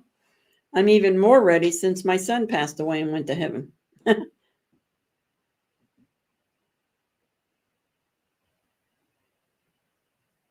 No, I did not. I have to watch that, Sino. I did not. Tucker's getting pretty good here. I mean, I've always liked Tucker, but he's getting good now. Did anybody I saw this and this was just totally amazing. See Vivek and Benny Johnson go to the protest in Chicago? That was good. Vivek is awesome. He just wants to have conversations with people.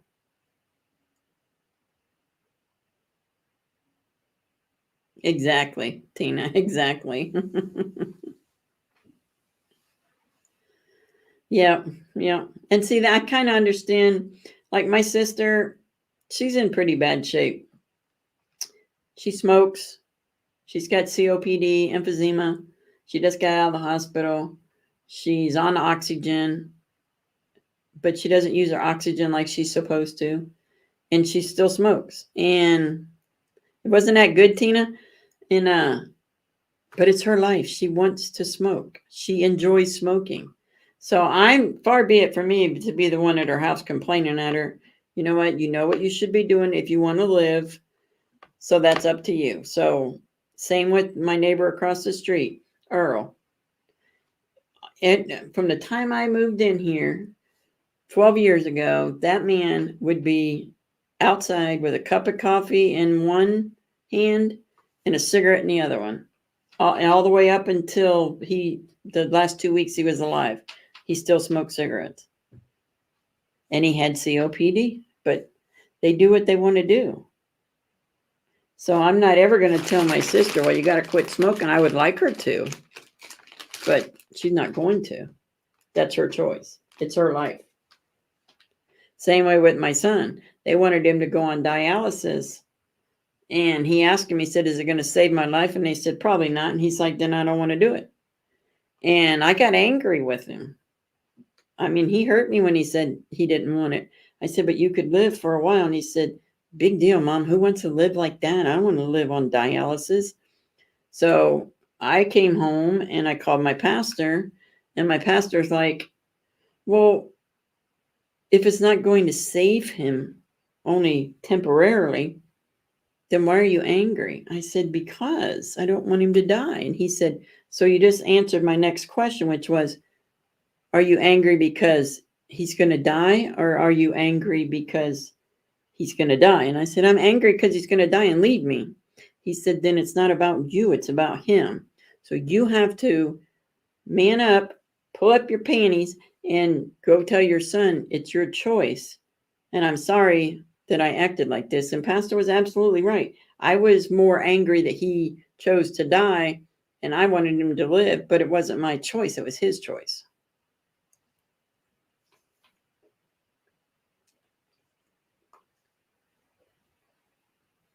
Oh, are you, Val? Well, blessings to you. That's going to be a rough one. I hope you have a good day there. I don't have a cemetery or anything to go to at my son. He didn't want to be buried. He wanted to be cremated. But God bless you, Val. I'm so sorry. That's a pain that never goes away. This is actually the first time since he passed that I've even been able to talk about it.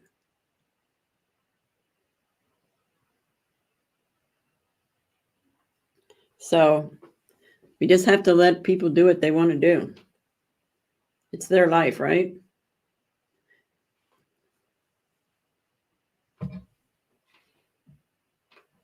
It was difficult. It was very difficult. I stayed with him when he got home. He didn't. He was my son was. He's so independent. The doctor said that he could go home if he wasn't going to go on dialysis. There was nothing they could do for him, and but he had to have hospice, and he refused hospice. He said nope. And then the doctor said, well, then I can't release you. So I took my grandson out in the hallway, and Joey was 20 at the time, and I said, we have to.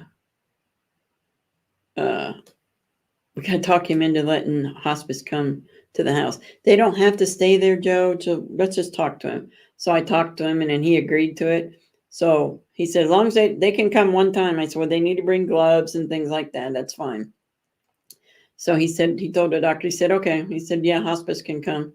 And so hospice came one time and brought gloves and wipes and things like that we would need. And they never came back until we never needed them for anything because I was there with him the whole time.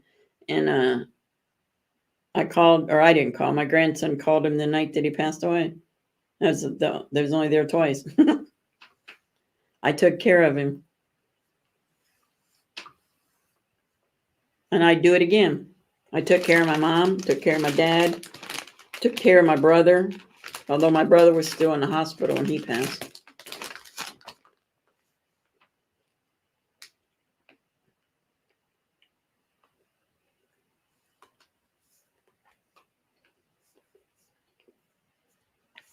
Oh, good for you, Rain. I never could get into the weed thing. Well, I never drank either. But the weed thing I couldn't do the weed thing. I tried it.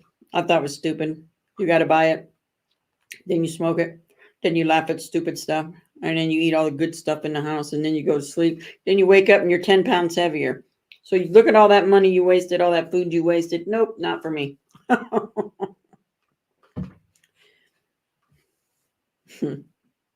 I just couldn't see any point in it.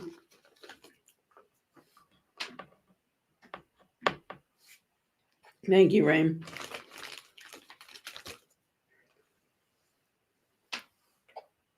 Oh, Denise, yes, we miss my brother, don't we? What a wonderful person he was. Denise is my sister-in-law, my brother's wife. My brother, I was just talking about it, passed away. My brother Rick, yeah.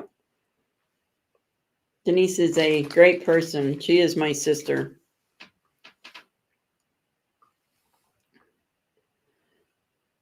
Oh, that's awesome, Val. That's awesome. That's awesome.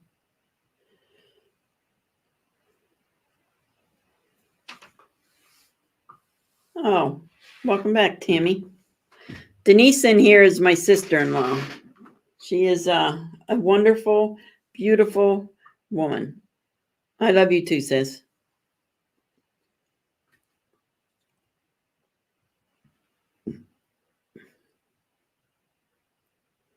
Well, Val, I pray that everything is perfect for when you go with your youngest son.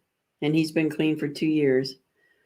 Oh, he passed in 2001, and your others. Oh, you have two of them? Oh, my goodness. Oh, Val, I am so sorry.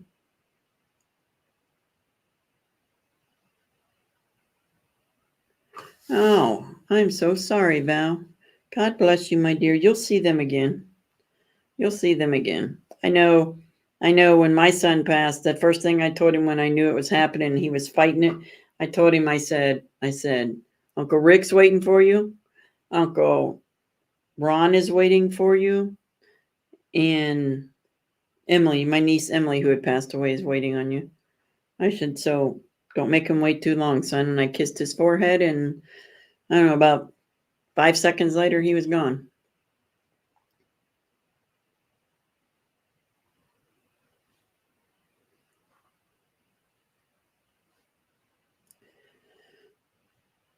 Denise, we need to go to the, if you're still in here, we need to go to the, before it gets too cold, we need to go to Noah's Ark, the Ark in Kentucky.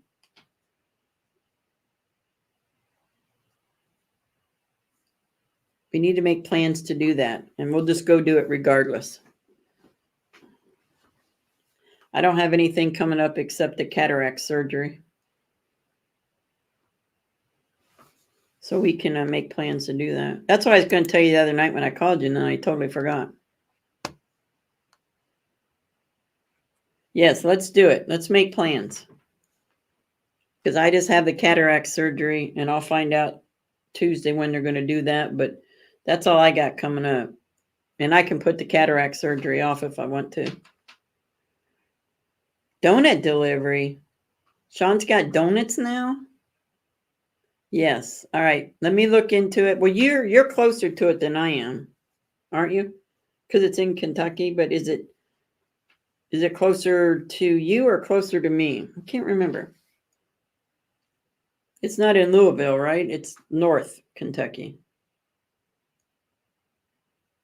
Oh, wow, Val. I am so sorry.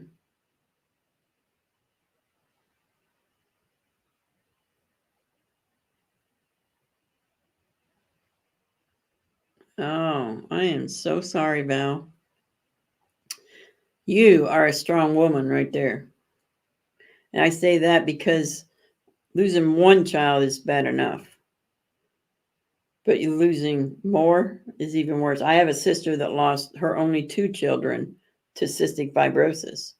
And then I have another sister that had lost her one daughter to cystic fibrosis, and she's got a son with cystic fibrosis.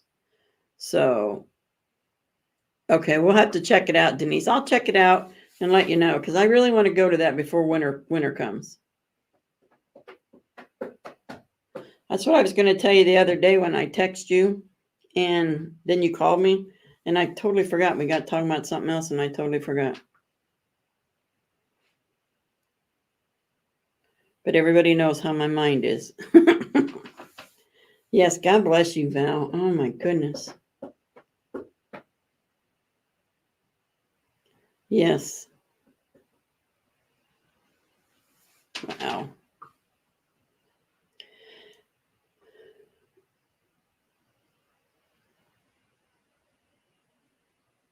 You have 17. 17. I got you.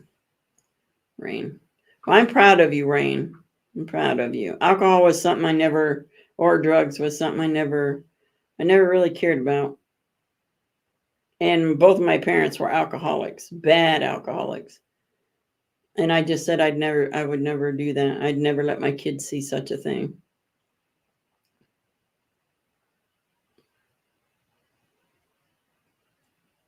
Oh, really, Val? Wow.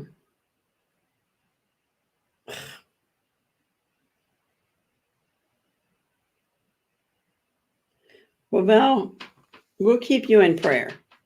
Well, you will be on our prayer list every day, every Wednesday, 5 p.m.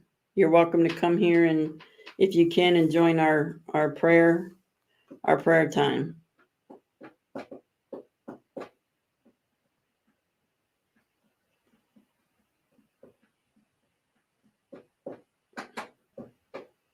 You'll get there, Rain.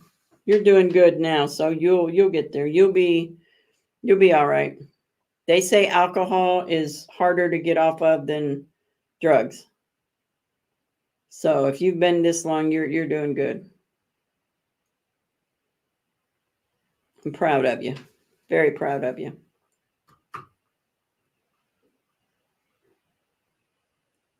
Definitely we will be praying for Val. That's what we do here. We pray for people. We love all people. And you know, that's what I was saying the other night in here when we were talking about people being mean on the internet to other people, causing issues, causing pain. You don't know what those people go through. You don't know what your neighbors, the people in your chat, are going through. So we have to be here and be kind to one another. Those that make fun of people or judge people or lie about people, and then they find out that person passed away, and then they're like, most of them don't feel guilty about what they said about him. They just try to make it change it, like, oh no, we were friends, we were good friends. Yeah, he knew I said this about him or that about him. No, you don't do that. You hurt people. You don't know what people are going through. Everybody needs to be kind. That's what the world needs. I remember growing up, we were all, I mean, we were poor, but we had a lot of friends in the neighborhood, and we were all kind to one another. We weren't mean at all. We were kind. Everybody was kind. The kindest person that I had ever met in my life, that was ever in my life as a kid growing up, was my older brother. He was never mean to anybody. He always treated people kindly. He was my hero. He's the one I said that we looked like twins, and we would go to school and tell people we were twins when we really weren't. 2 years apart, but people didn't know that.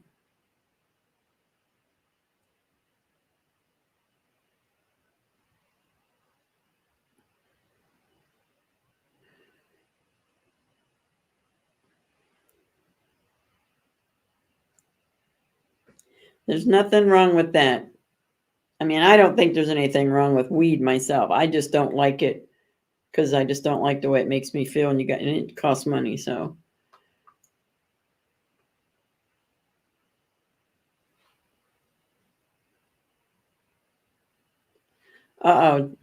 Tina or Tammy, you can make fun of trolls, especially when they come in and cause problems. But you know, we don't really have any trolls.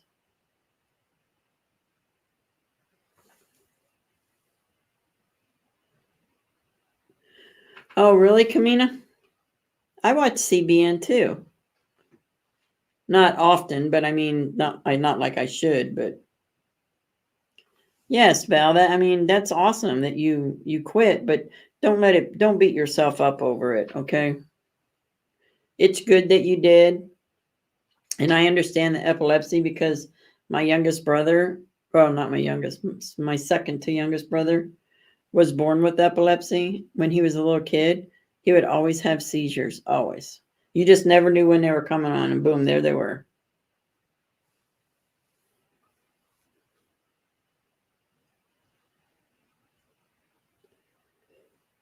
But see, Tammy Green, you and your trolls, this is what I'm saying. This room, like tonight, I have it on, you have to join to talk because it's a chat. But on Wednesdays or whenever we're doing anything with God, it's never on subscribers only, because even if trolls come in, I want them to come in because I want them to hear the word of God. I want them to hear how kind people can be, how we can pray for people that need prayer.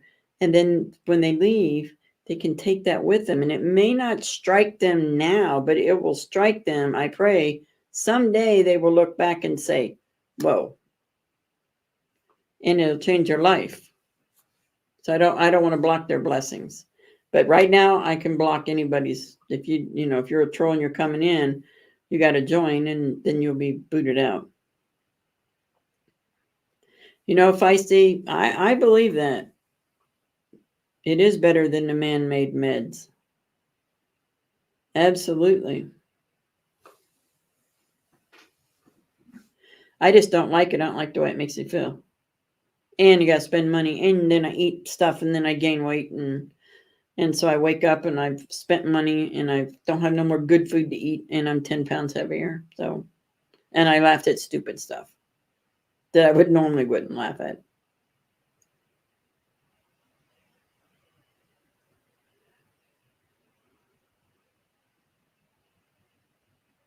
And it does help a lot of people. Yes, my daughter, she has her weed card or whatever you want to call it, although she doesn't need it now, but she still uses it, where she has a lot of nerve damage in her neck, around her neck, and so she suffers a lot, and it seems to help her. She can at least sleep at night.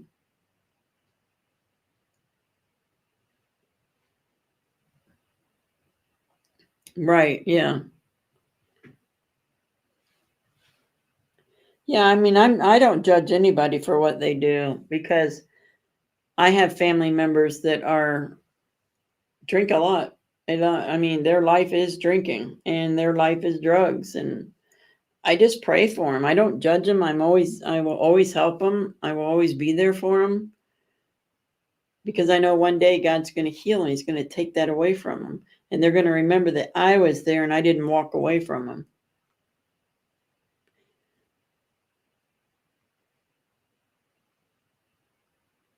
Yes, Footy, you help fight the trolls. Hey, Footy, was that little card I wrote, was that okay? I wasn't real sure what you wanted on that, but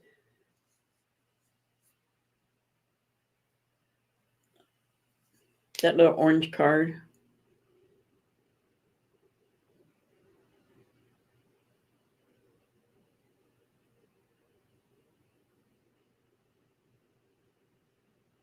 Okay, perfect. I'm glad. I'm glad.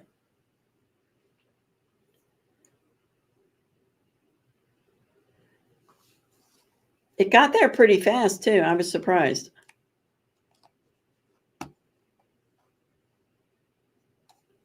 Where is Val still in here?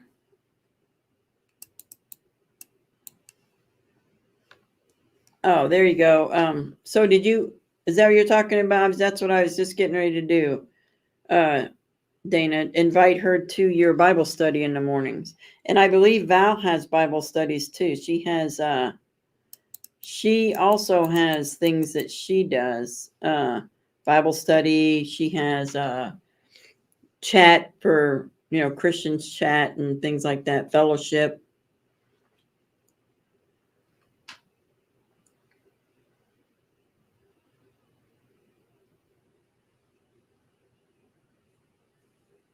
I can't never get up that early. I don't know what is wrong with me here lately, but I have not been getting up until like 10:30, and then it's time to go work out at 11. And so, well, usually when I get there to work out, then I listen to you. I put you on and listen to you.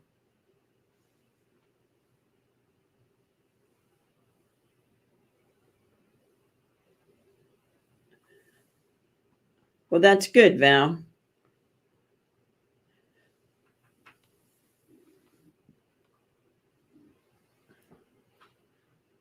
I don't even know what time it is. I don't have my watch. Oh, okay. It's not 12 yet. We're good.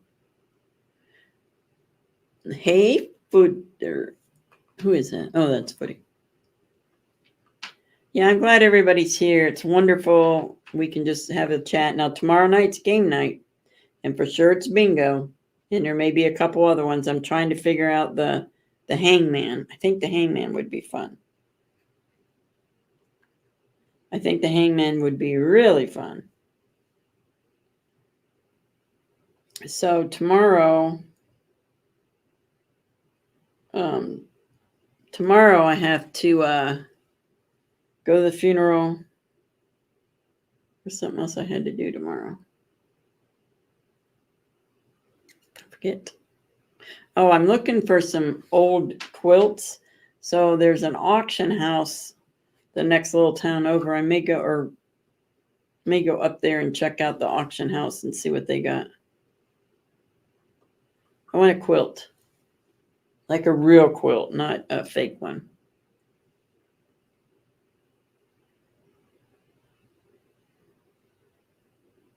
Tammy's still jealous. Oh, don't be jealous, Tammy. I'm glad that a fellow Buckeye won it.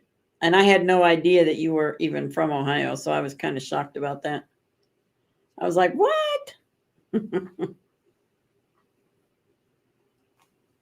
Nothing against anybody else. I'm not I mean, I'm a Gator. I don't like the Ohio State Buckeyes. They do, don't they? Don't they, Dana? Oh, I thought you did. Oh, Diamond Lil. That's who I'm thinking of. Diamond Lil. That's right. Broken Patriot. Yeah, he's awesome too.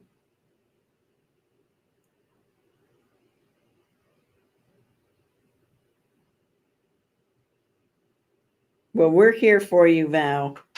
You're welcome here anytime. And Dana's got a great morning show at 10 a.m. Central or Eastern. Good fellowship in there. It was not rigged, Tammy. Yeah, Dana is I like Dana. Dana's got a good one. What, Tina? It wasn't rigged, Tina. Oh, because I said a fellow Buckeye, but I said I'm not a Buckeye fan. I'm just from Ohio. And you, Tina, are from North Carolina, so you're south. So, and Tammy Green, I'm not sure where Tammy Green's from.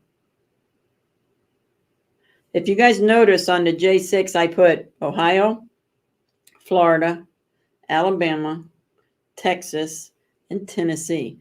Those are all states that I lived in.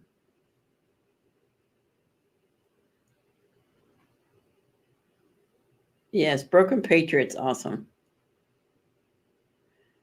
You know where Tammy resides? I don't. Is she a southern girl or a northern girl?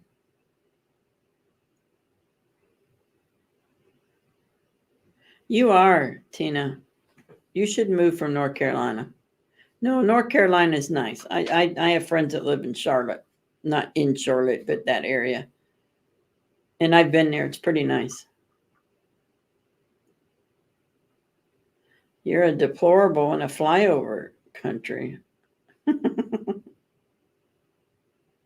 Yes. I was born in Ohio and moved to Florida. Well, actually, I was born in Ohio, but I've lived in California and everywhere. My dad was in the Navy. So, but as an adult, I moved to Florida and we came back here because my mom was dying. And then I moved to Tennessee, Nashville, hated it, didn't live there long, moved back to Ohio. Then I got divorced, and I traveled for, I don't know, 6 months to a year. I went out from Ohio out to Washington State and drove down the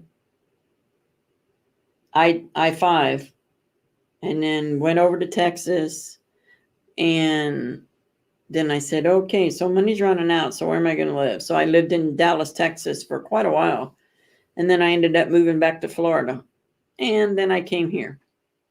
I had to come back home because my kids want me back home. And I never even watched college football. And then when I moved to Florida the last time, my Uncle Ron took me to a Florida Gator game and I was hooked. That was it. I was a Gator fan from that point on.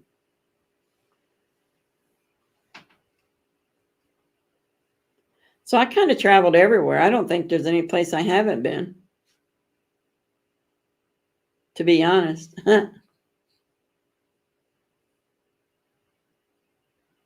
There you go, Tina. You have a job to do.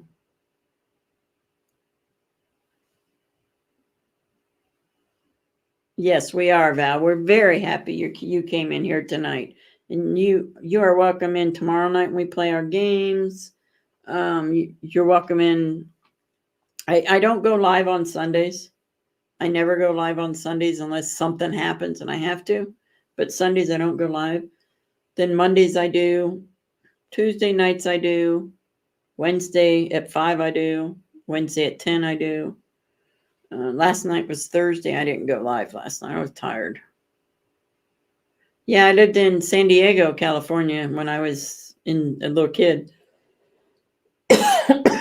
My dad was in the Navy, and yeah, I lived in golly, where did I live? Well, I had a sister that was born at the Bethesda, Maryland Naval Hospital, so we lived around there somewhere, and I just don't remember where it was. I think it was on base because I remember living on base. It was just me and my older brother, who's 2 years older than me. And I remember the Quonset huts that we lived in. They were silver, and I remember seeing the ships coming in and out all the time. And then went back to California, and then back to Ohio, and then back to California, then back to Ohio, and anywhere in between. I don't know. We traveled a lot. And I was a Tony Stewart fan, yes. Used to love to watch NASCAR. Actually, my first NASCAR person I liked was Rusty Wallace, but then he retired. I loved Rusty Wallace. And then I went to Tony Stewart. And then I quit watching it because it just turned out to be stupid the way they changed it.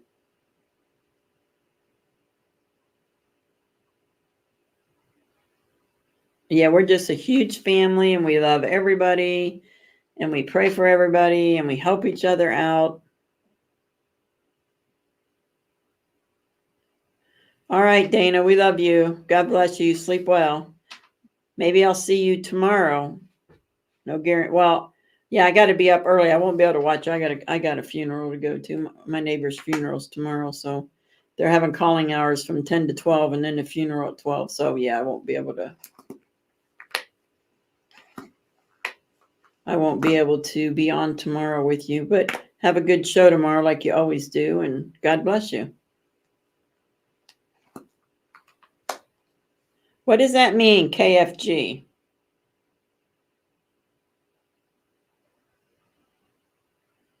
Keep finding God? Is that what it means? I'm trying to figure it out here.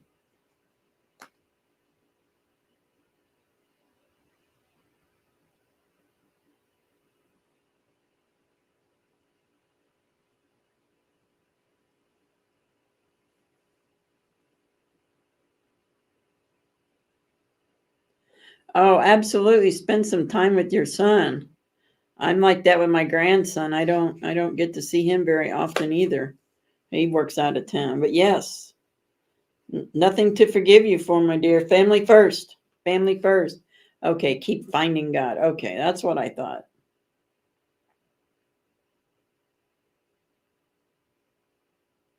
Well, what else would that be, Rain? Keep finding God, however, it also means something else. Dana knows. Is Dana going to explain it or no? Dana's not going to explain it, or did he leave? Oh, something to do with the Army? Oh, okay.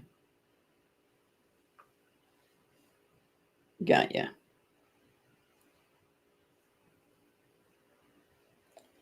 Let's see. Come on. All right.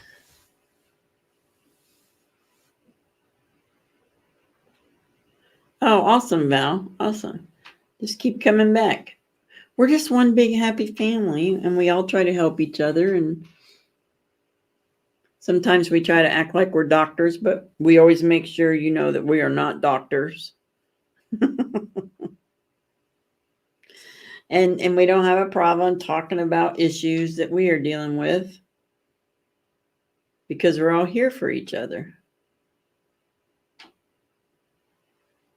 And there's other people that didn't come in tonight that are here too. Now, Saturday night will be the night that I would think most people would come in because of the games. And I was off. I did not stream for, I don't know, 5 weeks between having shingles and. Oh, okay, Tammy. Got ya. Between having shingles and then my sister getting sick, yeah, I was kind of busy.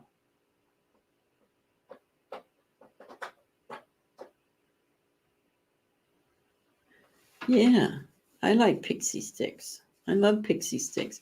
I didn't know they made pixie sticks. Tina, where do you buy pixie sticks at? Spill the beans, Tina. You should share. I want some pixie sticks.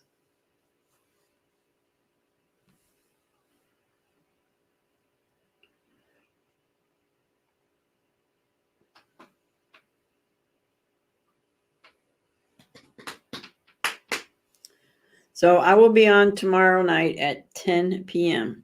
Got to do the vigil at 6 or 7 to 9:30. And then I'll be on at 10 for game night. Bingo. This is the lineup as of right now. Bingo, trivia, and possibly hangman. Quite haven't got the hang of the way to do it, but definitely bingo and definitely trivia. I found some good trivia. So, Tammy, get your husband ready. We're going to do bingo tomorrow night. He likes to come in for bingo.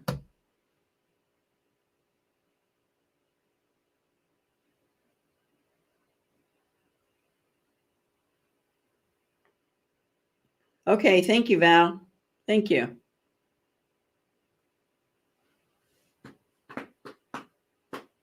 So let's close with a prayer, and then I'm out because it is 12:09.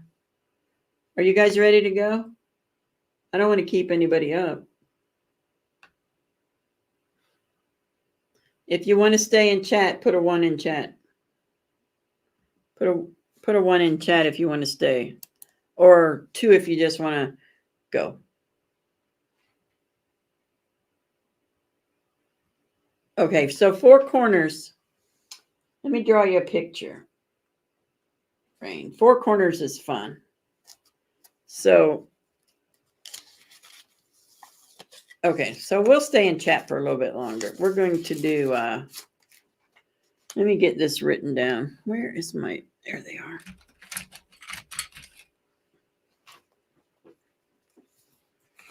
For a few, okay. We're going to explain the 4 corners to Rain and bingo. Okay, so you have your bingo card. Well, I can't even show you. 4 corners would be like your B and your I. Or wait a minute. B-I-N-G-O. B-I. I don't know. Let me get I don't know if I can find a bingo card I can show you. I bet I can get one. Hold on. I bet I can get one.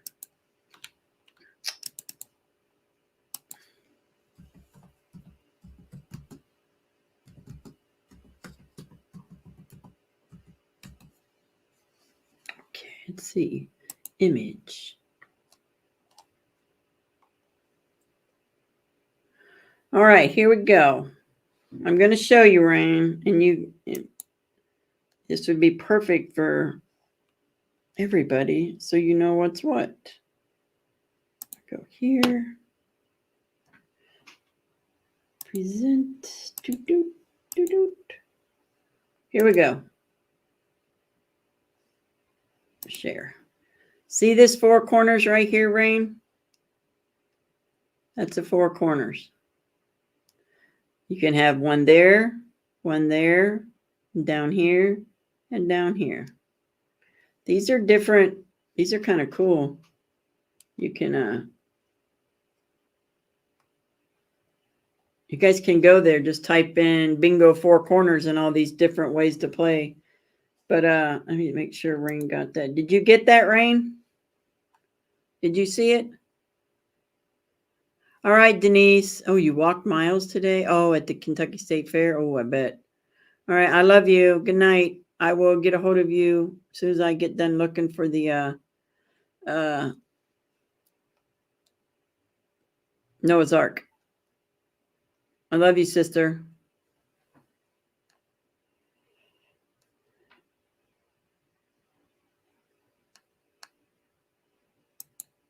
Did you see that, Rain? Did you see what I posted up here? The four corners?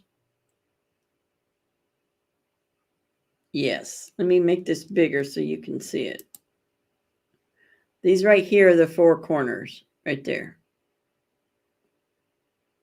So you can have one there or one there, one there, one there, and be a winner. They got a heart. Look at that heart. That would be cool. Huh. Yeah, so, oh my goodness, I hate when I do that. Yes, 4 spots. Yes, Rain.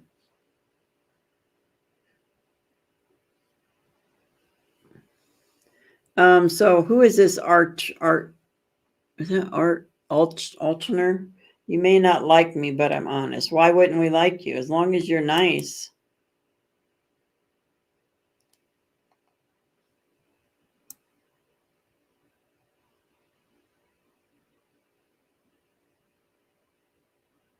We really don't like to do that, Joel.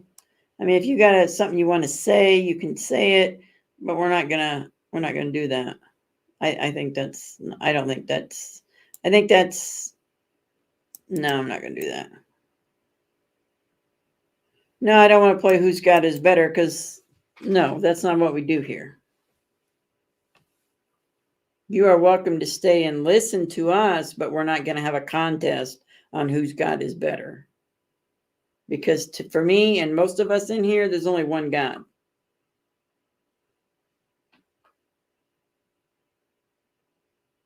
Oh, is it Rain?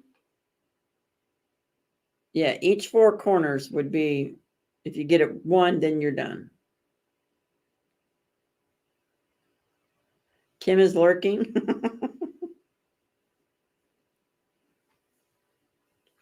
Yeah, you're welcome to be here, Joel, but we don't do that here. Because it's just setting up for a fight, an argument. We're not going to have that, okay?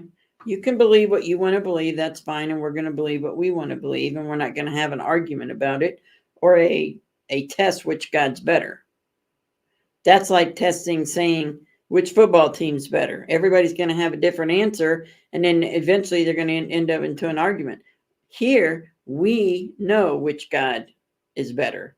You obviously have a different version of which God is better, and you're looking for a fight. So, yeah, we're not going to do that. So, sorry. But you're welcome to stay and listen. That's fine.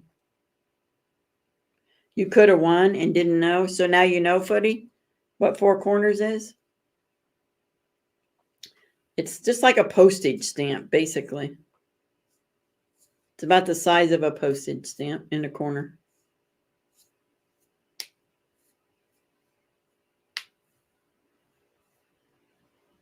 And Kim sneaks in. Well, now you know. That's good. So we can go over that again tomorrow night for other people that come in and they don't realize what it is. I saw some really cool stuff on there. I've never played it that way, so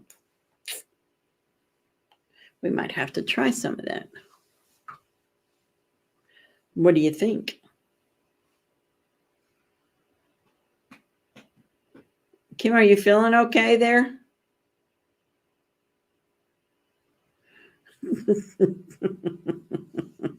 Dina, I told you. Footy's fired. This thing is rigged. Oh, Tammy. Well, Tammy, you might win the $50 gift card as soon as we get to 500. And I don't even know where we're at. Let me look.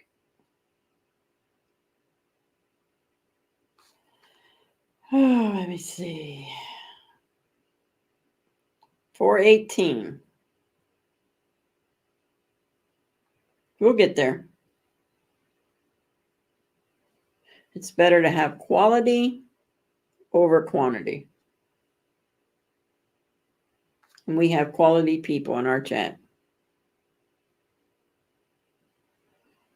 Tammy is on it for firing people, let me tell you. Is Tammy, have you ever fired anybody?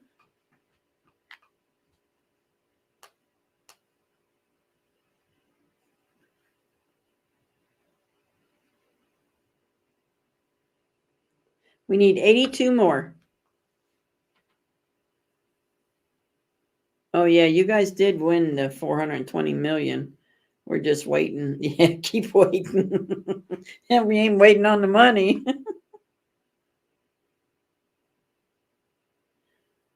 Thank you, Kim. Love you. You're awesome.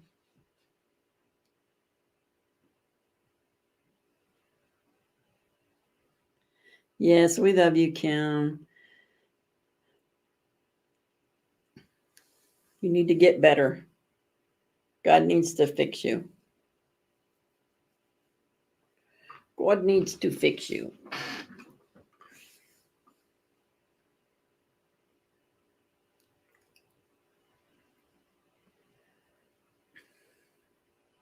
Yes, we are family. We all hope each other, pray for each other.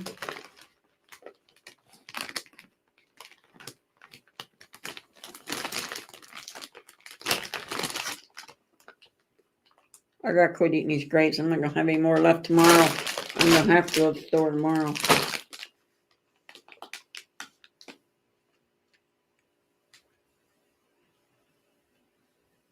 I thought Kim was going to sleep. She just lurking for trolls. But have you noticed? I don't know if you guys have, but I have.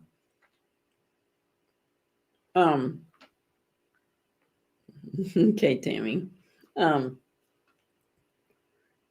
I see trolls go in other chats, they're mean, they attack.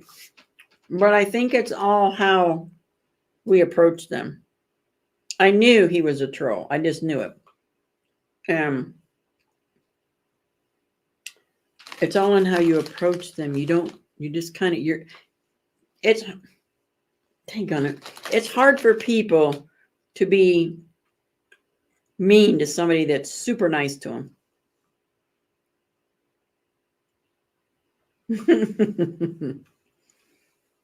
I think so too, Rain. I think so too.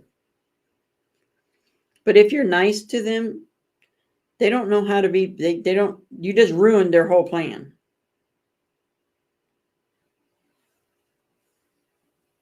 Like when I was a kid growing up,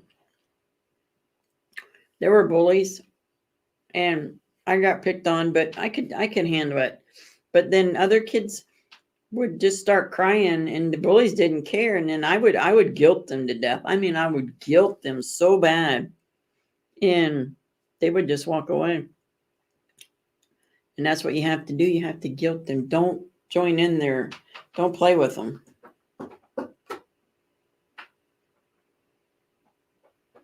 I used to, when I was working, my boss, I was running a machine. My boss would always bring me problem people. So he called them. He'd say, hey, I want this person to work on your line because nobody else can get along with them. And I promise you 99.99% of the time I got along with them. Because I don't treat people bad just by they may look weird, you know how some people look different, or they may be super heavy or super skinny or whatever. People would make fun of them. I don't do that. I don't do that. And my boss would always bring them to me and then he'd come back and say, well, how are they working out? And I'm like, well, I don't have a problem with them. They're doing a good job. So he always brought me those kind of people. And I didn't mind because I didn't treat people like crap. All right, I gotta put these grapes away. I'll be back. I'm gonna eat them all.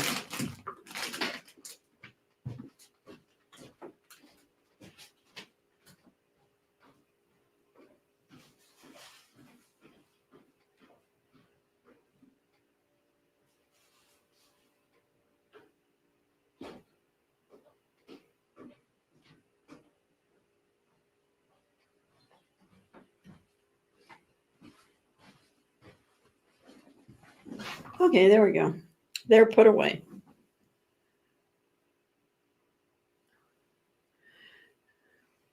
Yes, Priscilla.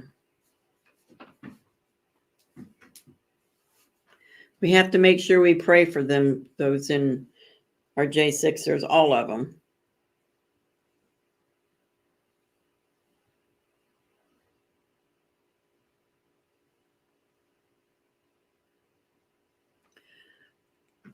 What do you mean, Footy? The blue team? What's the blue team? Oh, you mean, oh, okay. Well, we could probably make that work if you know what's going on.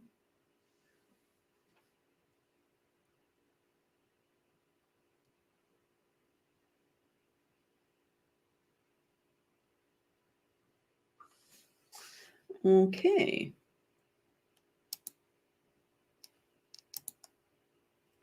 Whoops, whoopsie, whoopsie. Whoopsie, whoopsie. My bad.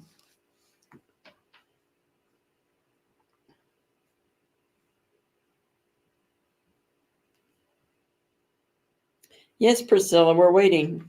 What is it? What has you so upset? We are here for you.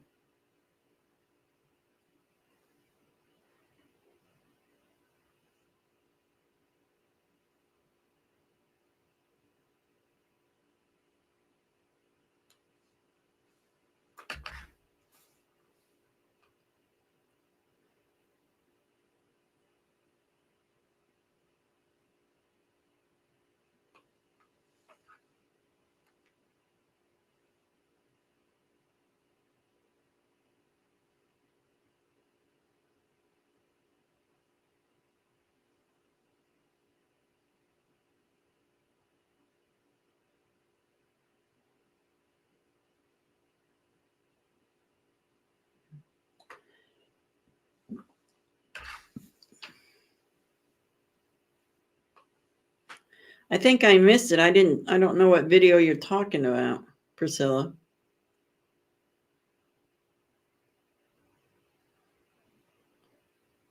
Yes, look at Footy. Footy's in the blue.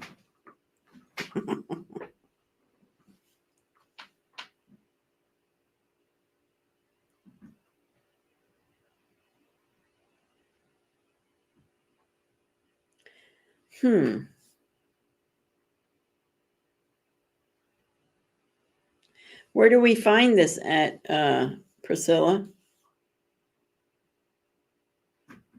From yesterday? Did he call in yesterday? Because I watch it every night. Well, welcome aboard, Footy. Welcome aboard.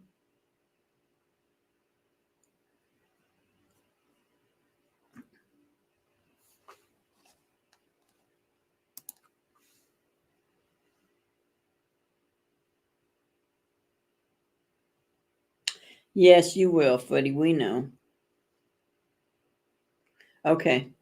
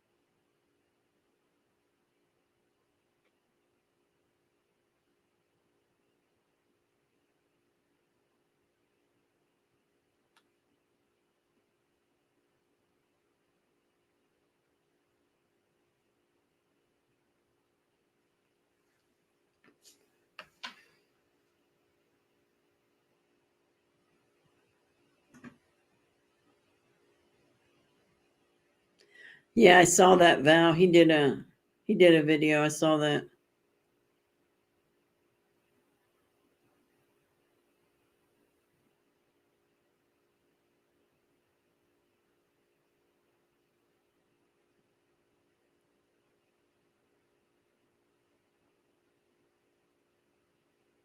Did Tina leave? And didn't he even say goodbye?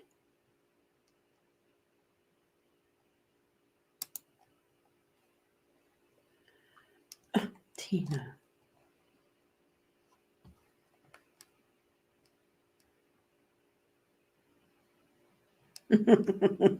Rain.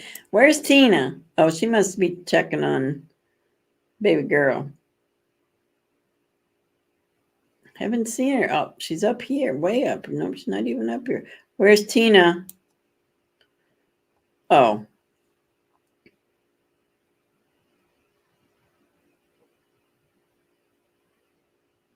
Yeah, that's what I thought too, Tina.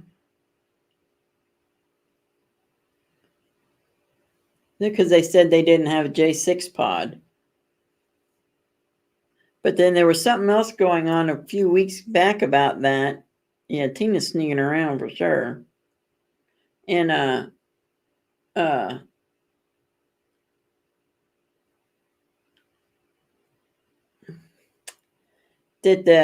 somebody called them and said that they had to put everybody back in the J6 pod.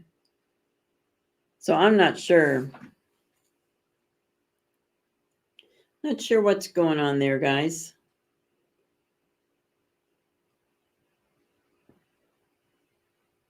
Yeah. Well, Priscilla went to get something to show us because I had heard that Jeremy Brown was back, but he wasn't in the pod. Oh, potty break. Gotcha.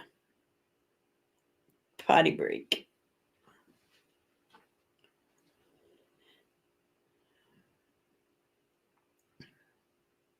And I guess I never understood why Jeremy Brown even came back.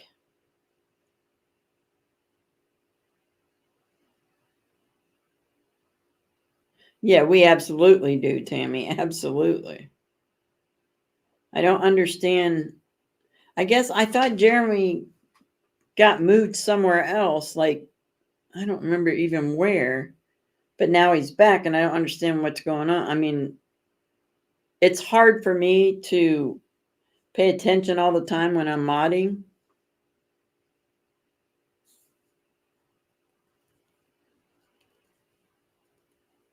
But at least it's hard for me because my mind is, yeah, it kind of goes where it wants to go.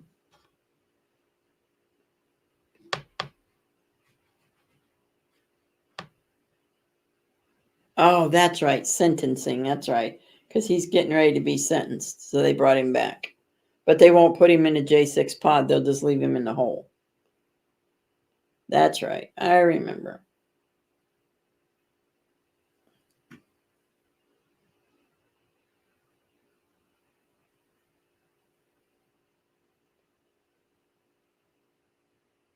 Did you guys hear Sapphire tonight? She was on fire again tonight.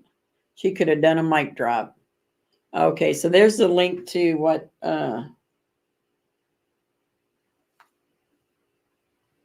Priscilla was telling us about. So let me go there and see. Audio of Jerry Brown before being taken into the D's. Okay. Oh, let me hear this. Man, I need to. I don't know why it never lets me click on it. I would like to play that.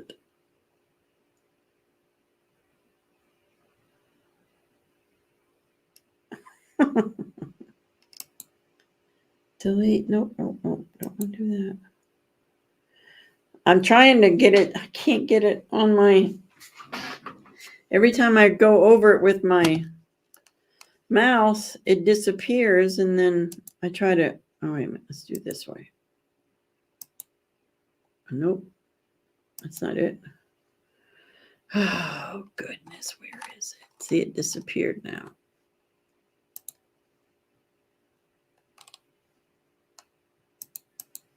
Oh, my goodness. Right there it is. All right.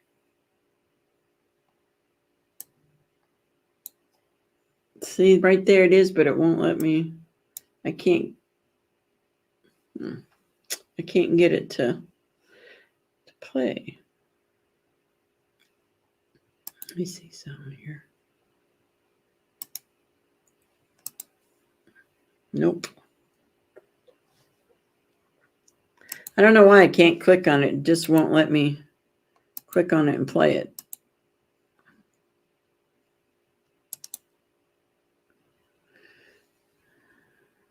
Let's see.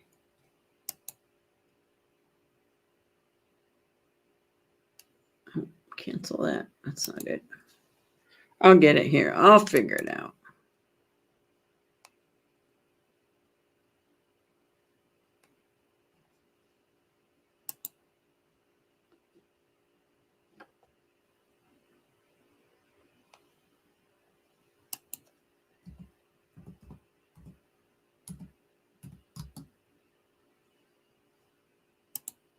All right, let me see if I can do it this way.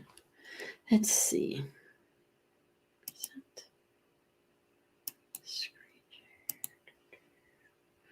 Nope, still not letting me. Oh, wait, there it was. There it was. All right, hold on. Cancel. I found it.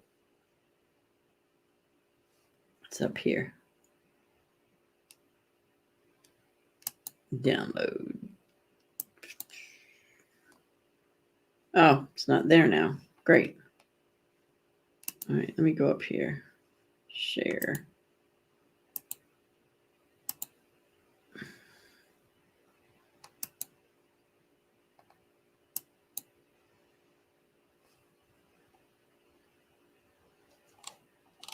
Nope, it's not letting me. Keeps coming up 404. I don't know. It's not letting me play it. It's ridiculous. I don't know why it won't let me play it. Oh, it'll let me play it here on my phone, so I guess we could listen to it that way.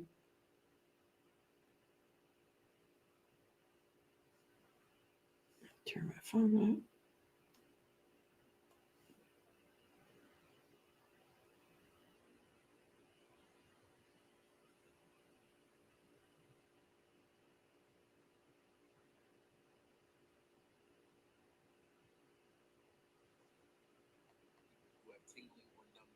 Hands or feet are missing the warning signs of decaying nerves. Commercials, ads. Hello, everybody. This is Jeremy Brown coming to you from the Grady County Jail in Oklahoma, where I've been for the last 7 days. It's now August 21st. And so even though we are inside of, 15 working days, I think we're down to 10 working days before the start of my trial, I've spent the last 7 days in Oklahoma, separated from my discovery, separated from my trial notes, separated from all my evidence, and separated from my attorney completely, with the exception of recorded phone calls, All right, hang on. which we give a message that is. Let me try something. Let me email this to myself. Let's see if that works.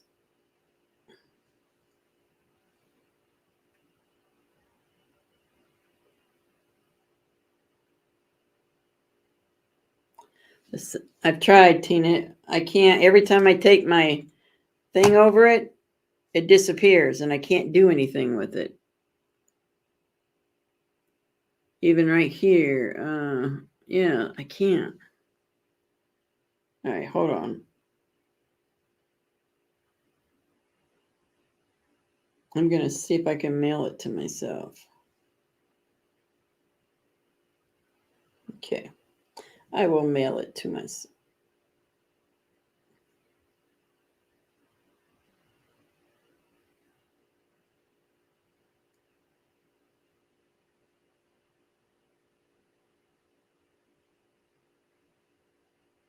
All right, let's see how long it takes.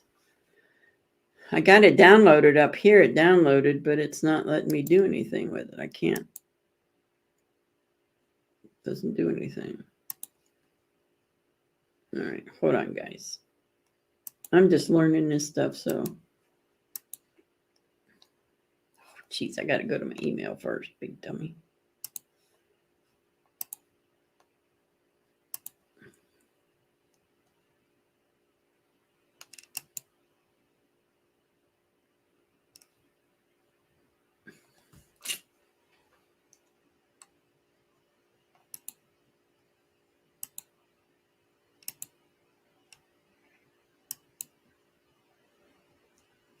I do not know. Oh, wait a minute. What's this?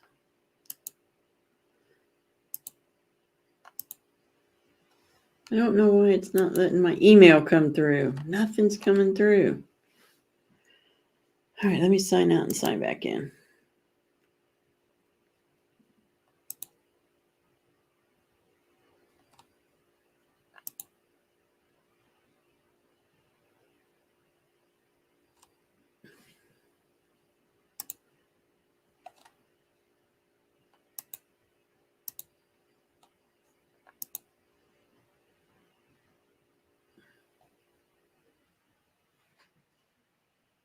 Okay, might be on here now. I might have, oh, here we go, guys. Well, I got Tracy's too. Now I got Tracy's.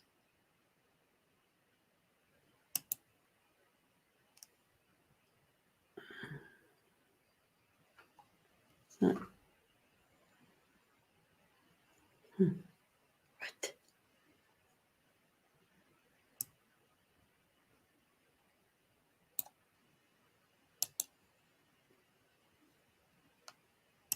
This doesn't make any sense.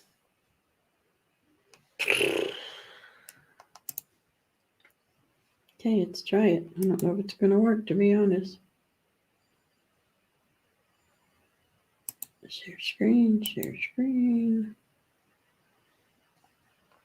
Email. Share. Let's see. Yeah, see, it's not. See what I'm saying? I can't even. There's Jeremy's thing I just sent to myself, and it's just this.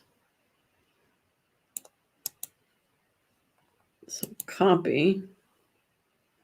I don't know if that's going to work. Stop sharing. Let's go back out of there.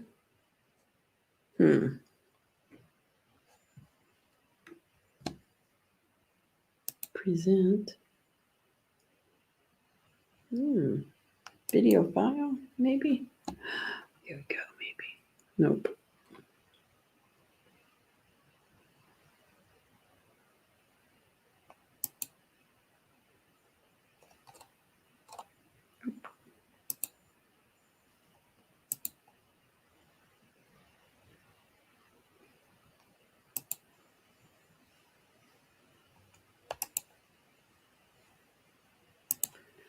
I don't know, guys. I can just let you listen to it this way through the phone because I can't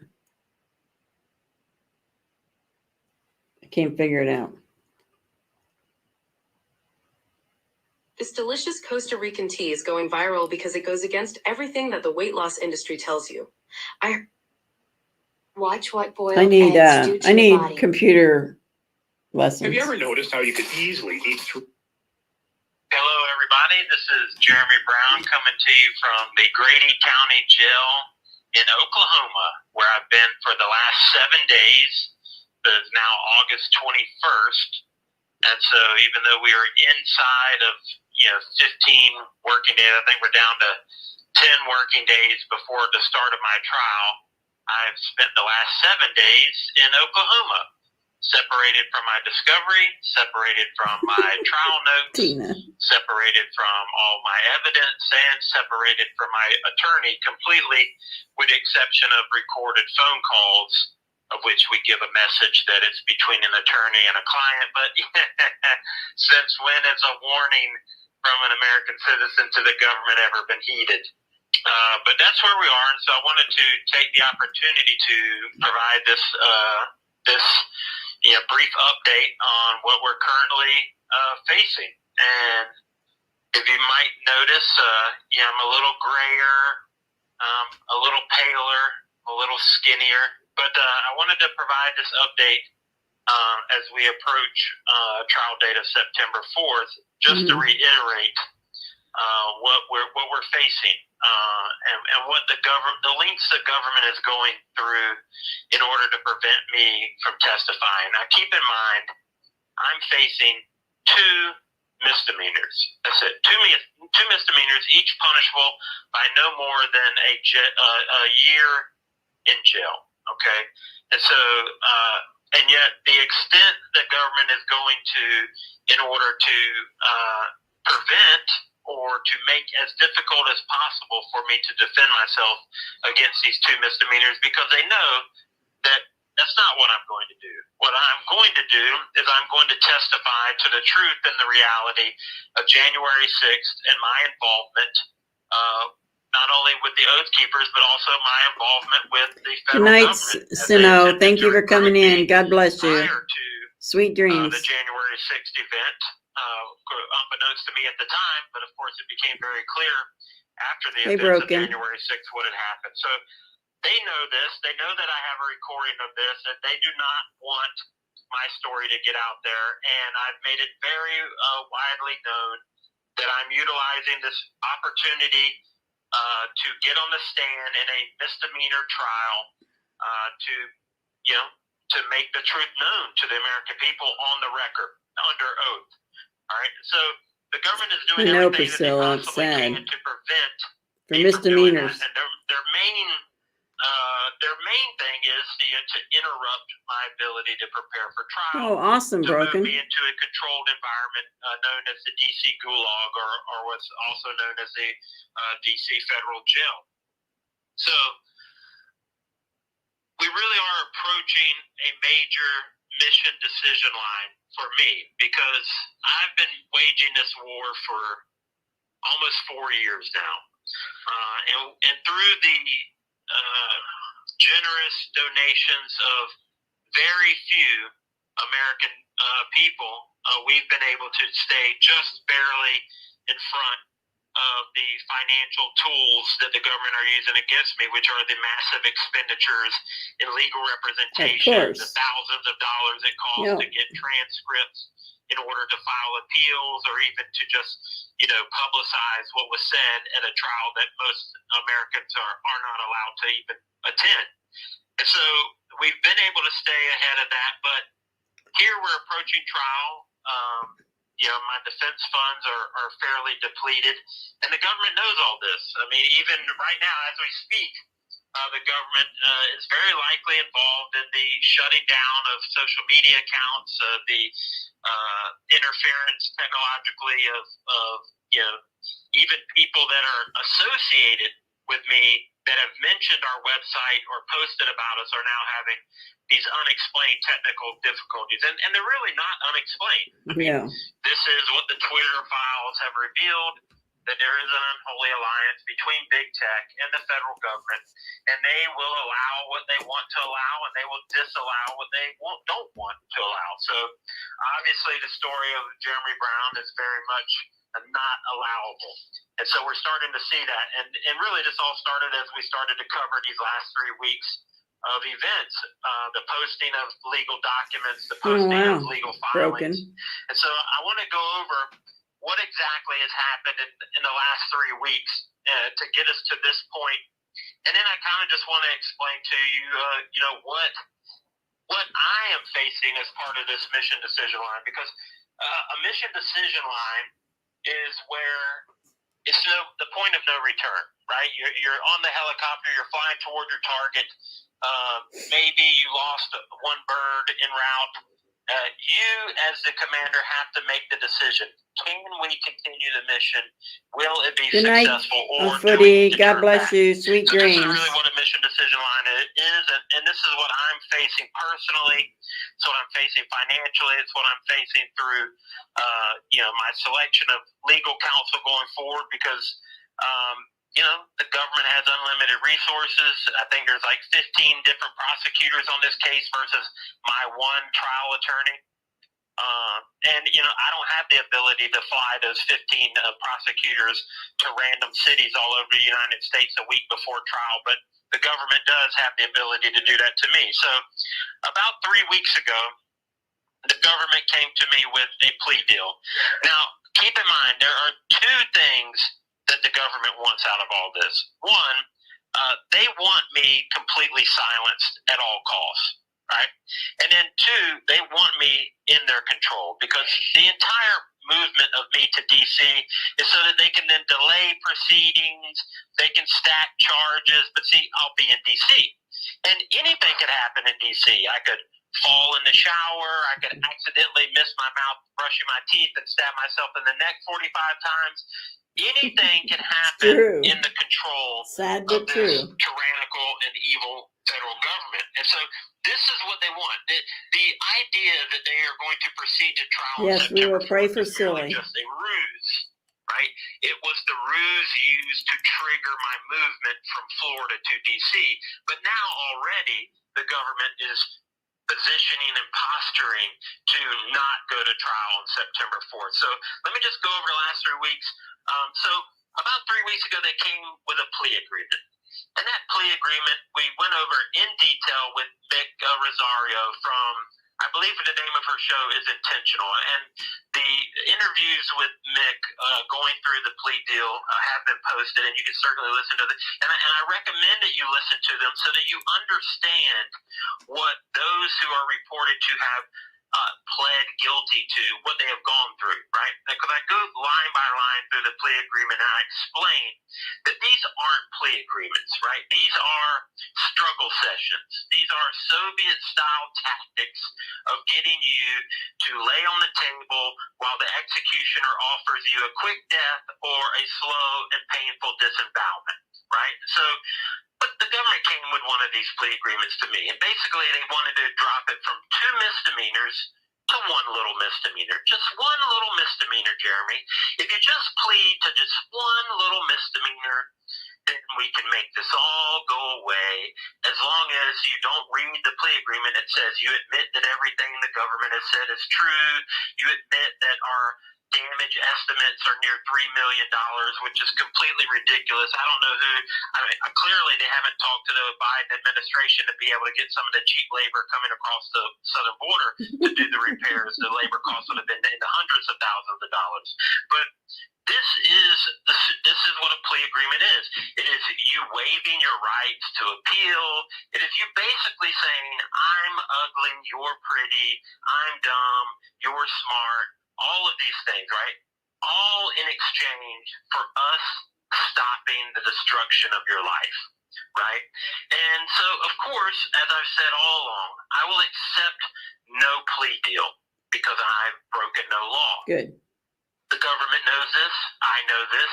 They know that I know this, and they know that's why I continue to force these issues of trial. This is a second plea agreement that the government has offered. Back in my felony trial, they offered to basically allow me to walk out scot-free with time served if I just did not make them prove that those grenades and the classified documents were mine. Because, see, they knew that that evidence was not real, and so they certainly did not want it to go before the American people on the record under oath and be part of a trial transcript that is now part of a 11th Circuit Court of Appeals appeal. But I turned them down. After 14 months in maximum security, I went to trial. Right? And of course, they hammered me with 87 months in federal prison, of which I've served almost 36 months now. So the plea agreement was offered. And of course, with every plea agreement, there is the veiled threat of if Mr. Brown doesn't take the single misdemeanor with 0 to 6 months possible time, well, we could certainly, maybe, I don't know, find seditious conspiracy charges lurking in the bushes. That would be 20 years possibly, the evil prosecutor says. But their threats are useless against me because I know they can't prove that. All they can do is put it before a corrupt D.C. Circuit judge, which will, of course, convict me because that's what his job is to do. But see, that doesn't frighten me because the law is the law, and we're utilizing the law through a lose in order to win strategy. So we know we're going to lose at the trial level because that's the way it's designed to do. We're fighting to the appeal. So the plea agreement was offered. We turned it down. Then next came our motion to stay proceedings pending appeal. So my appeal in the 11th U.S. Circuit Court of Appeals is not only appealing the search warrant, but it's also appealing the probable cause that was used to obtain the search warrant as well as the arrest warrant. It also is appealing issues that arose at trial through Fifth Amendment violations by the prosecutors. And so there are what are called collateral estoppel issues, meaning issues that will be affected by that appeal that will also affect this trial. And so therefore, any reasonable judge in a reasonable court that follows the law would not proceed forward, much like in the recent U.S. versus Rahimi gun law case, right? This gun case had gone to the Supreme Court. So therefore, federal courts across the land stayed decisions that had issues that could be affected by that Supreme Court ruling. Why? Because a normal judge doesn't want to be overturned or proceed with a trial that will then be quickly appealed once a ruling proving that a piece of that trial or case is now no longer valid law, right? So this is a common practice. And so we filed for this motion to stay pending appeal, to which the judge says in the hearing, of which we're working on getting the transcripts and you'll be able to read for yourself, he says all what I just told you.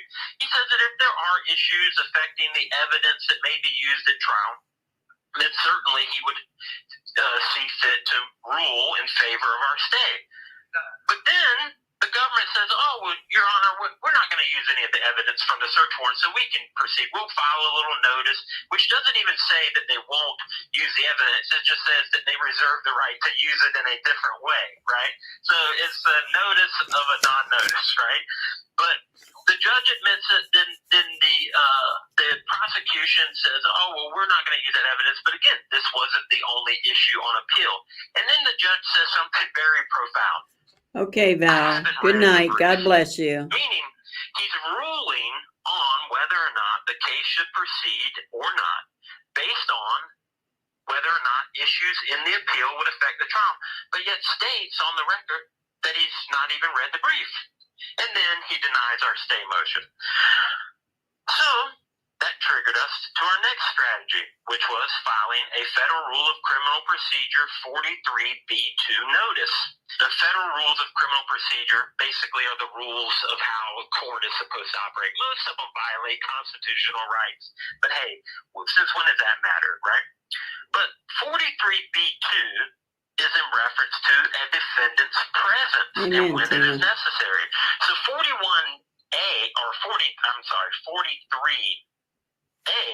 states when a defendant must be present. So any federal trial or things like that.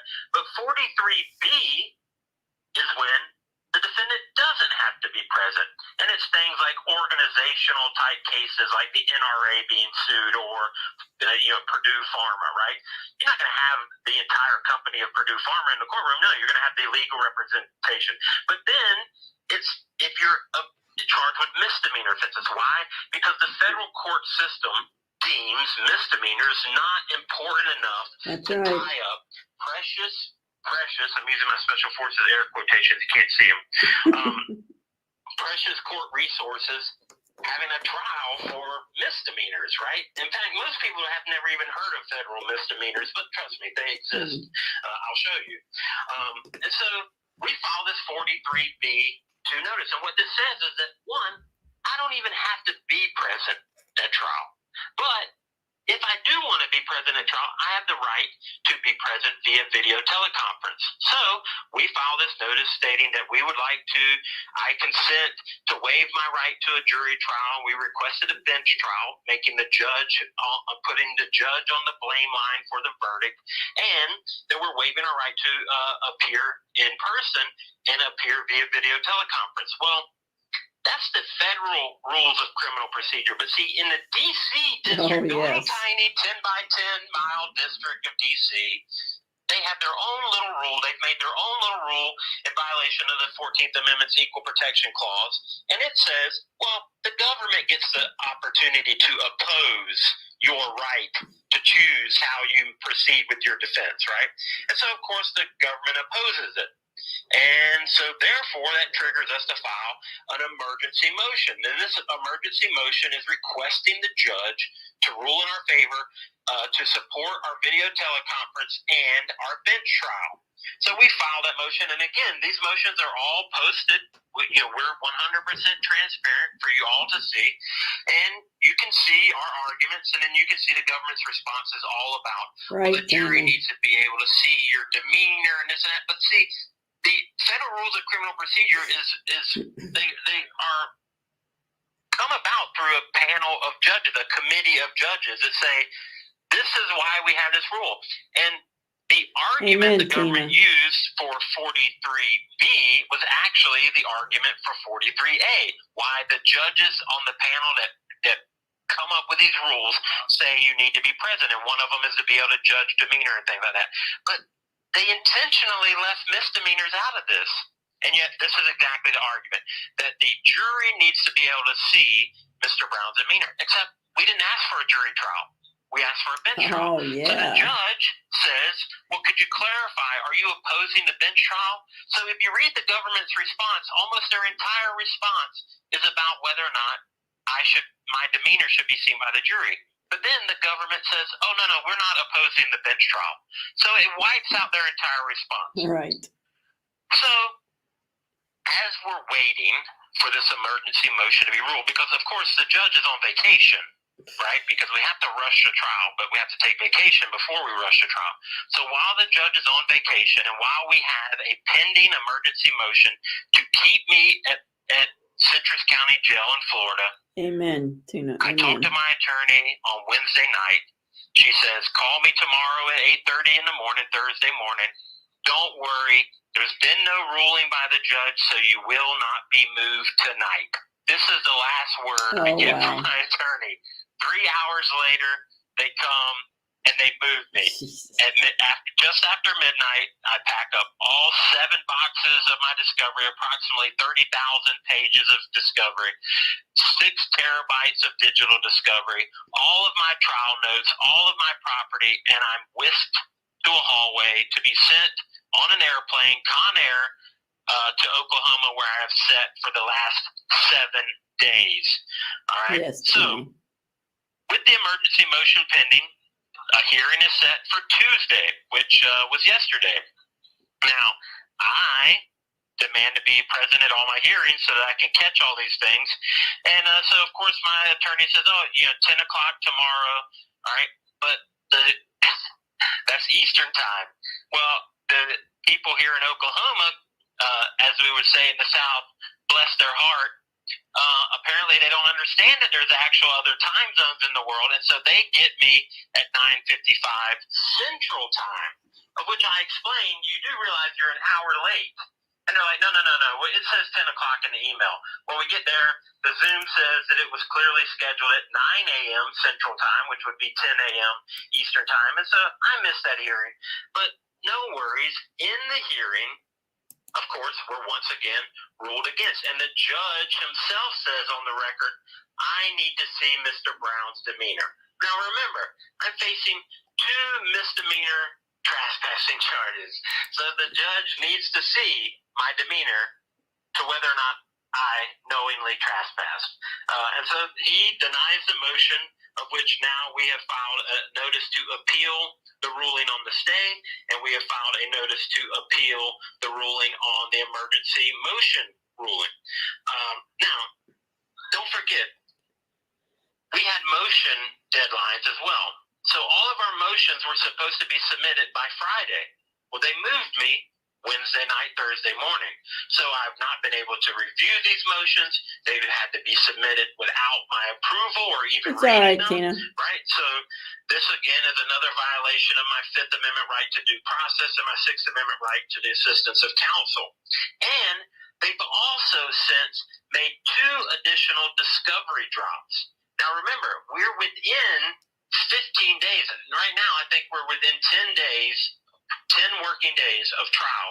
And the federal government, after 3 years of incarceration and preparing for 2 misdemeanors, are now dropping all types of discovery against me. Of course. This is really setting up the scenario for additional charges. This is what they want to do. See, their argument is, well, Mr. Brown, even though he had permits, even though he was told by the President of the United States to go to the Capitol, even though he remained outside the Capitol, even though he never encountered any law enforcement, he never violated any cordon, signage, or any barricades. Well, his intent was all based on the Oath Keepers' unarmed overthrow of the federal government. See, this is their angle. This is what they are planning to argue at trial, which I welcome them because that's absurd. And I will get the opportunity to expose how absurd that is, because they have to actually provide some level of evidence. And it's not like I'm a used car salesman. See, it's easy to take the words of a used car salesman and claim that he was going to unarmed overthrow the government, because he doesn't have 20 years of experience in actually overthrowing governments and never went on any actual missions, and so likely never went on any missions unarmed. True. Right? So their complete basis of their argument is absurd, but this is what they're doing. They continually pile all this stuff on in order to make us think that there's these follow-on charges, that we're going to charge you with seditious conspiracy, which I welcome, because see, then they have to actually open up their files to me as to what they have. Now, so let's see. The additional discovery, the judge stated that he needs to see my facial expression. And of course, the prosecutors after the hearing on Tuesday stated, that plea deal still open. See, this is what they do. They pile it on. Are you tired of losing? Are you tired of everything that you're doing being denied? Are you tired of all the expenditures, the thousands of dollars that you're doling out? See, I'm going to have to pay thousands of dollars in hotel, transportation costs for not only myself or my legal team, but for my witnesses and everything, right? So Are you ready to give up yet? Because if you are, we've got this plea deal for you. Remember, plea deal, this could all go away. The pain could stop, William Wallace. Just say the words. Just say the words, right? So this is what is happening. And this is where we are. Again, you see I'm here in Oklahoma with my gray hair and my sweatshirt. That's crazy, They're Terry. preparing to crush every opportunity that we put forward. Right? And again, they are not concerned with two misdemeanor counts, right? They're concerned with two things. One, they want me in the DC jail at all costs because there they can control. One, right? They'll have full control over me. They'll be able to limit my communications. They'll be able to limit my access to my attorneys. Two, they could hurt me. Yeah. I don't know if you know this or not, but this government is well known for shady behaviors, right? Luckily, I'm not in Yemen, or they might drone strike me, right? If there weren't so many illegal immigrants around, they might do that. But see, they probably don't want to hurt them, so therefore I'm safe here, all right? And then three, they've separated me from everything, right? From my support network, from my attorneys, from all my discovery. And then, of course, they don't want me to testify against their fake story. They know that I can prove that they're lying. So what they intend to do is, now that the process of moving me to DC is underway, now is when they'll start to say, oh, we have all this additional discovery. Do you need a continuance? Or they'll say, oh, we have a superseding indictment, so therefore we're going to have to delay this trial, or we're going to actually create a whole new trial and push things further. And I could end up being in DC for now years and years, as the process is the punishment. And so this is the reality of what I'm going through over two misdemeanors, of which I've been in jail for 3 years now. So all of this is because they want me to plead, and they just want me to go away, as if I never existed. But if I don't, well, then they will just keep me in jail, fighting and stacking fake charge after fake charge until I run out of money or I run out of the will to fight. And they're close on both. I mean, right now we have $18,000 in our defense fund, and that was before paying trial costs. That's before paying these two appeals of the stay and the emergency motion, and is before the travel cost associated with the DC trial. And then, of course, sentencing will be additional legal fees as well. And so, yeah, we're hurting. I'm hurting. I've been in here for almost 36 months. I really am at a mission decision line because, see, on March 5th of 2021, and even the days and weeks preceding the day that I went public, I contemplated the results of going public against the FBI, against this federal government, knowing, having been an employee of this federal government for 20 years in special forces, that what they're capable of.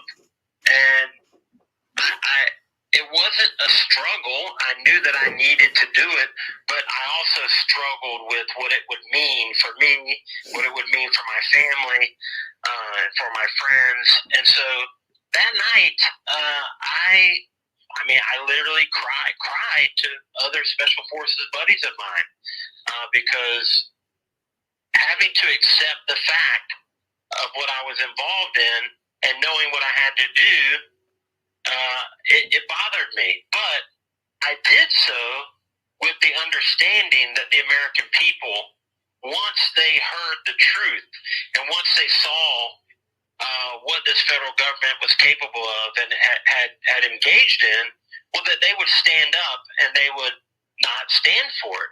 I'd say this is the America that I believed that I lived in. But over the course of almost 4 years now, since I went public with that recording on March 5th of 2021, that's not what I've experienced. I mean, I've experienced apathy, complacency, ambivalence, aloofness. There are a very, very proportionately a very few that have donated. I mean, again, we've been able to keep our head above water financially through the generous donations of those very few. But what we're engaged in here is going to take more than a few. And it's going to take more than, tweeting out a hashtag or a video that you saw. It's going to take actual accountability for those who are in charge of this mess that has been created by this overbearing government. And so maybe I was foolish to think that the American people would, once they were exposed to the truth, would not stand for it, regardless if you're Republican or Democrat or transgender or whatever. It doesn't matter. Liberty is liberty, right? The FBI, look, listen to the recording. They say, oh, we do this to both sides, right? To right and left, okay? So this isn't a Trump thing. This isn't a Biden thing or a Harris thing or an Elon Musk thing. This is an American rights thing. This is a liberty thing. They will do this to me. They will do this to you. They will do this to your transgender boxing champion from the Olympics. I mean, they will do this to anyone. And so we must all come together. And I thought that the American people would come together. But here we are 3 years from now, and we can't even get members of Congress to get involved and ask questions or even talk to me. People still, I've yet to have any mainstream conservative voice have me on their show and talk about me and question me, prove me wrong, question my statements. I mean, hell, I've wanted to raise enough money to offer rewards to anybody who can prove me wrong on anything that I've said over the last 3 years.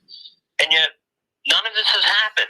I mean, and it's discouraging. And as I sit here and I have the executioner standing above me as I lay on the table saying, it can all end. It can all end. All you have to do is just sign right here. Why shouldn't I sign? I mean, for 3 years, I've asked people to do something. I'm in jail. All I can do is talk. And for 3 years, people have clapped and said, "Oh, we support you," and they've sent nice notes and they've mailed letters. But what's happened at the DOJ? Right. What's happened at the FBI? What's happened in Congress? I mean, if Trump, a billionaire, goes out and says that he's a political prisoner, he raises millions of dollars in hours, and yet I'm an actual political prisoner that actually had handcuffs on a lot. He's never had handcuffs on. I mean, I'll take 1/10 of 1% of the support given to the billionaire, and not just me, but all of the billionaires, working class supporters that have gone through this. I'm just one of many. The difference is I'm the one that has the recording of the FBI setting up January 6th. I'm the one with the recording of the FBI trying to get a 20-year Special Forces soldier to infiltrate a group of Americans that had never broken any law nor been accused of breaking any law. I agree. I'm the one that knows it was a trap and has the evidence to prove it. And so after 3 years in jail and 4 years, almost 4 years, screaming at the top of my lungs that this is happening, yeah, it's appealing to think, man, if this could all just end.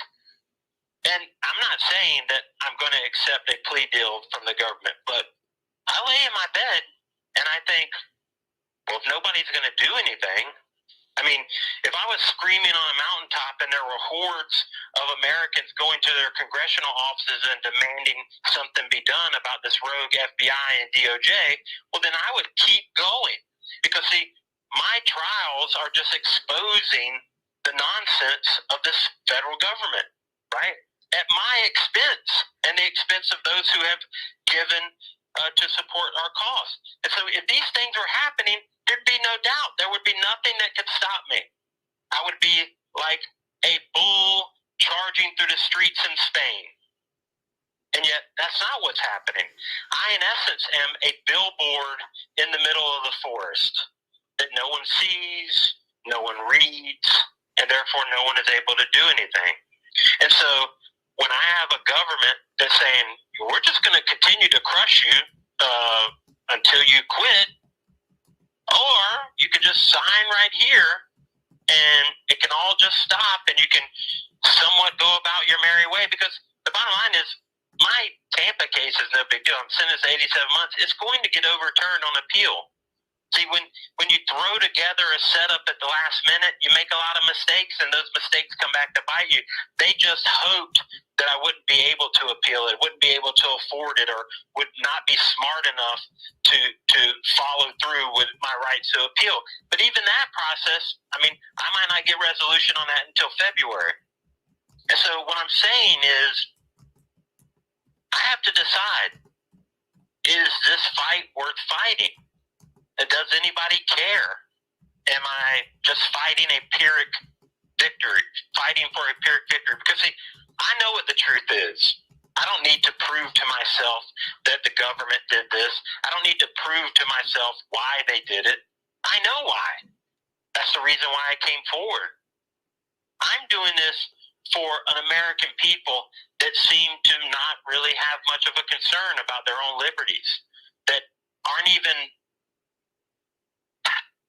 active enough to get up and go to their local congressional office and schedule a meeting with their rep and say, hey, have you heard about this Jeremy Brown guy? They're not even involved enough to call into their favorite radio show, which they love to spout the talking points of their favorite radio host, but they won't call in and say, hey, I live in Tampa, or I live in Nebraska, or I live in Virginia, or I live in Texas. Have you heard about this Jeremy Brown guy that has the recording of the FBI prior to January 6th? I'm just not seeing this level of fight in the very people of which I'm reliant on. And, notwithstanding the 1, 2, 3, 4, the handful of people that have been fighting all along the way for me, they're also frustrated and confused and bewildered and exacerbated by the lack of effort. I mean, my legal representation has been mediocre at best, and that's really, really being kind. With the exception of my appeals attorney, Michael Offerman, which has been worth every single penny that we've had to conjure up to pay him. But I don't mean to sound whiny, but I'm sitting here in Oklahoma, and I'm faced with being moved to a jail of which I will likely be targeted, where I will be harassed and messed with, if not hurt.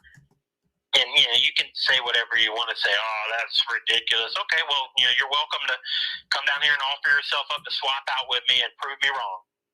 But this is the reality of it. And then I'm faced with, if you just say that you were trespassing on public land with a permit, with credentials, with orders, with the schedule of events, with the police chief stating that, there were events scheduled and that it was open to the public. I mean, if you just admit that you did something that in essence, if you lie to the American people and claim that you were a trespasser, we'll make the pain stop.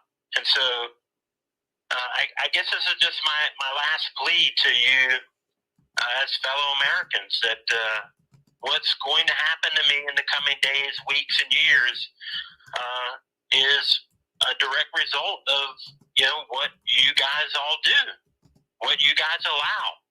They say you get the government you deserve, and I think that's absolutely true. I think we are being subjected to the amount of tyranny that we're willing to put up with. As Thomas Jefferson said, "How far will tyranny push? It will push as far as you let it."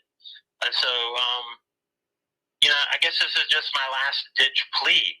Help me make a decision on whether or not I should look out for myself, take the easy way out, or if I should continue to fight in hopes that something will be done to correct the situation. Because it's not easy. It's not been easy. It's not going to be easy. And look, I think the government wants me silenced bad enough that they might just give me exactly what I asked for. But I don't want to ask for that. I want to fight. I want to win. They don't give Green Berets out, as participation trophies.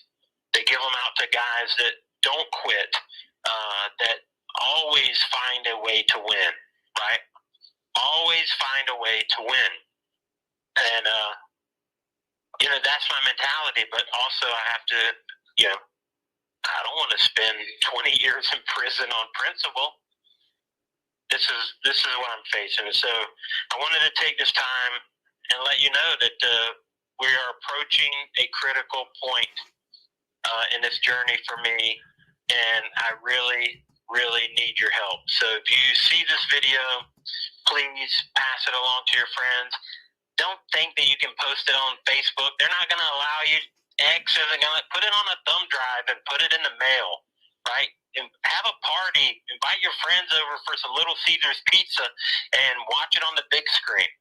Do whatever you have to do, but I need your help either in this fight, or I need your help in saying, Jeremy, you've done a good job up to this point, but I think it's time for you to ride off into the sunset, and we'll be okay with that. And as long as they keep Bachelor and multiple football leagues, we'll all be fine. I mean, think about it. I have raised about $300,000, maybe $300,000 in every city around the country on any given Sunday during football season. That more money than that is spent on hot dogs and beer in just one city on one Sunday at one football game. And that is depressing. And so,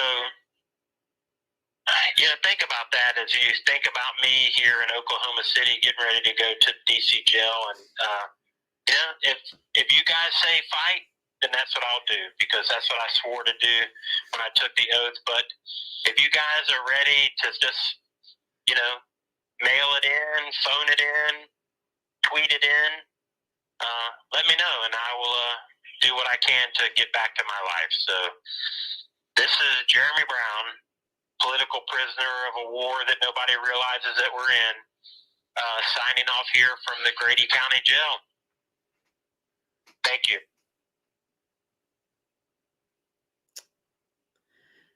Wow, that's sad. That's very sad.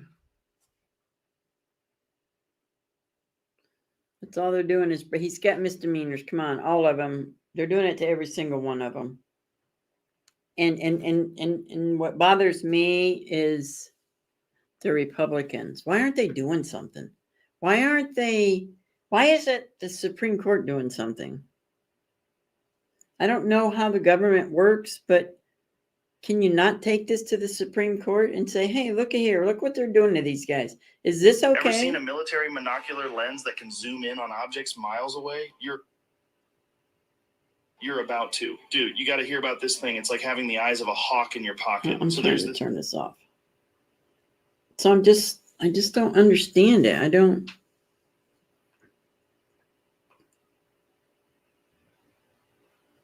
Yeah, it's very deep, that's for sure.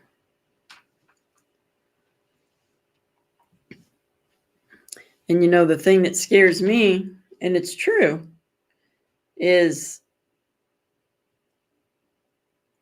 if they're doing it to these guys, and if Kamala wins, we're all going to be facing the same thing.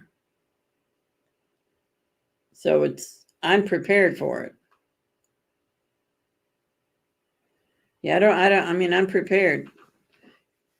I don't care. I will never cower down. I will never, ever agree to what they say.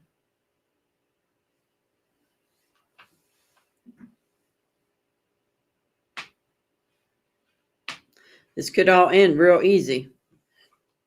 But people won't wake up. They don't want to. They love their lives.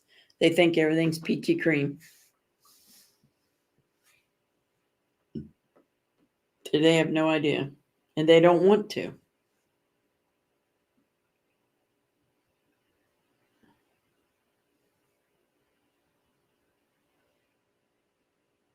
It's sad. It just breaks my heart. So my kid texted me like an hour ago to say goodnight. I'm just now seeing it.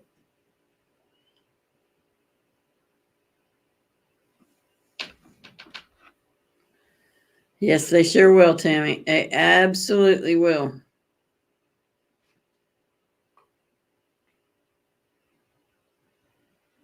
And the sad thing is, those that are voting for them, they'll round them up too. The first time they go against what they say, they'll round them up too.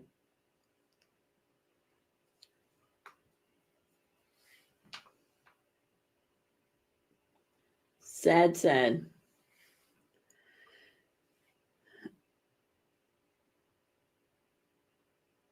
Exactly, Priscilla. Yep. We just got to keep praying for them. So I'm going to pray everybody out, and then we're going to go. I love you all. Let's say a prayer. Father, we come to you right now, and we ask you, Father, to help Jeremy, Lord. Help all the J6ers that are going through this, Lord. Bring righteousness out for them. Let them win, Father God. Let us win, Father God. Let you win, Father God. Bring out the evil. Drain the swamp, Lord. Father, protect them. Keep them safe. Change the hearts and the minds of those that are in charge of them, Father God.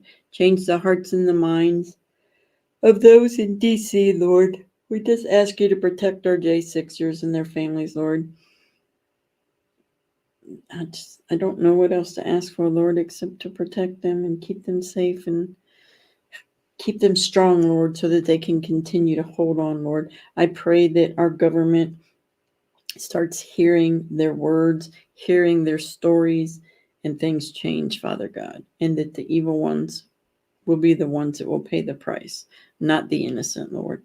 Father, I pray for Silly, for him, for her health, Father God.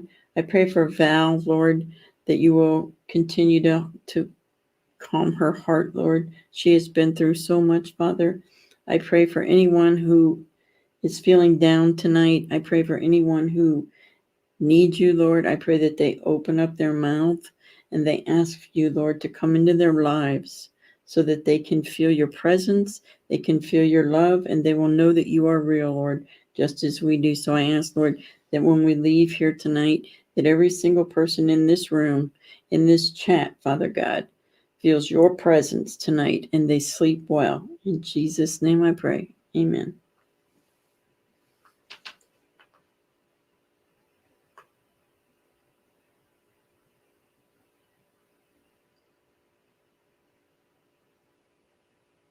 Yes, exactly, Rain. Exactly. Exactly. You're welcome, Rain. Yeah, so I'm going to get off of here. I got some praying to do anyway, so I love you all and thank you for being here.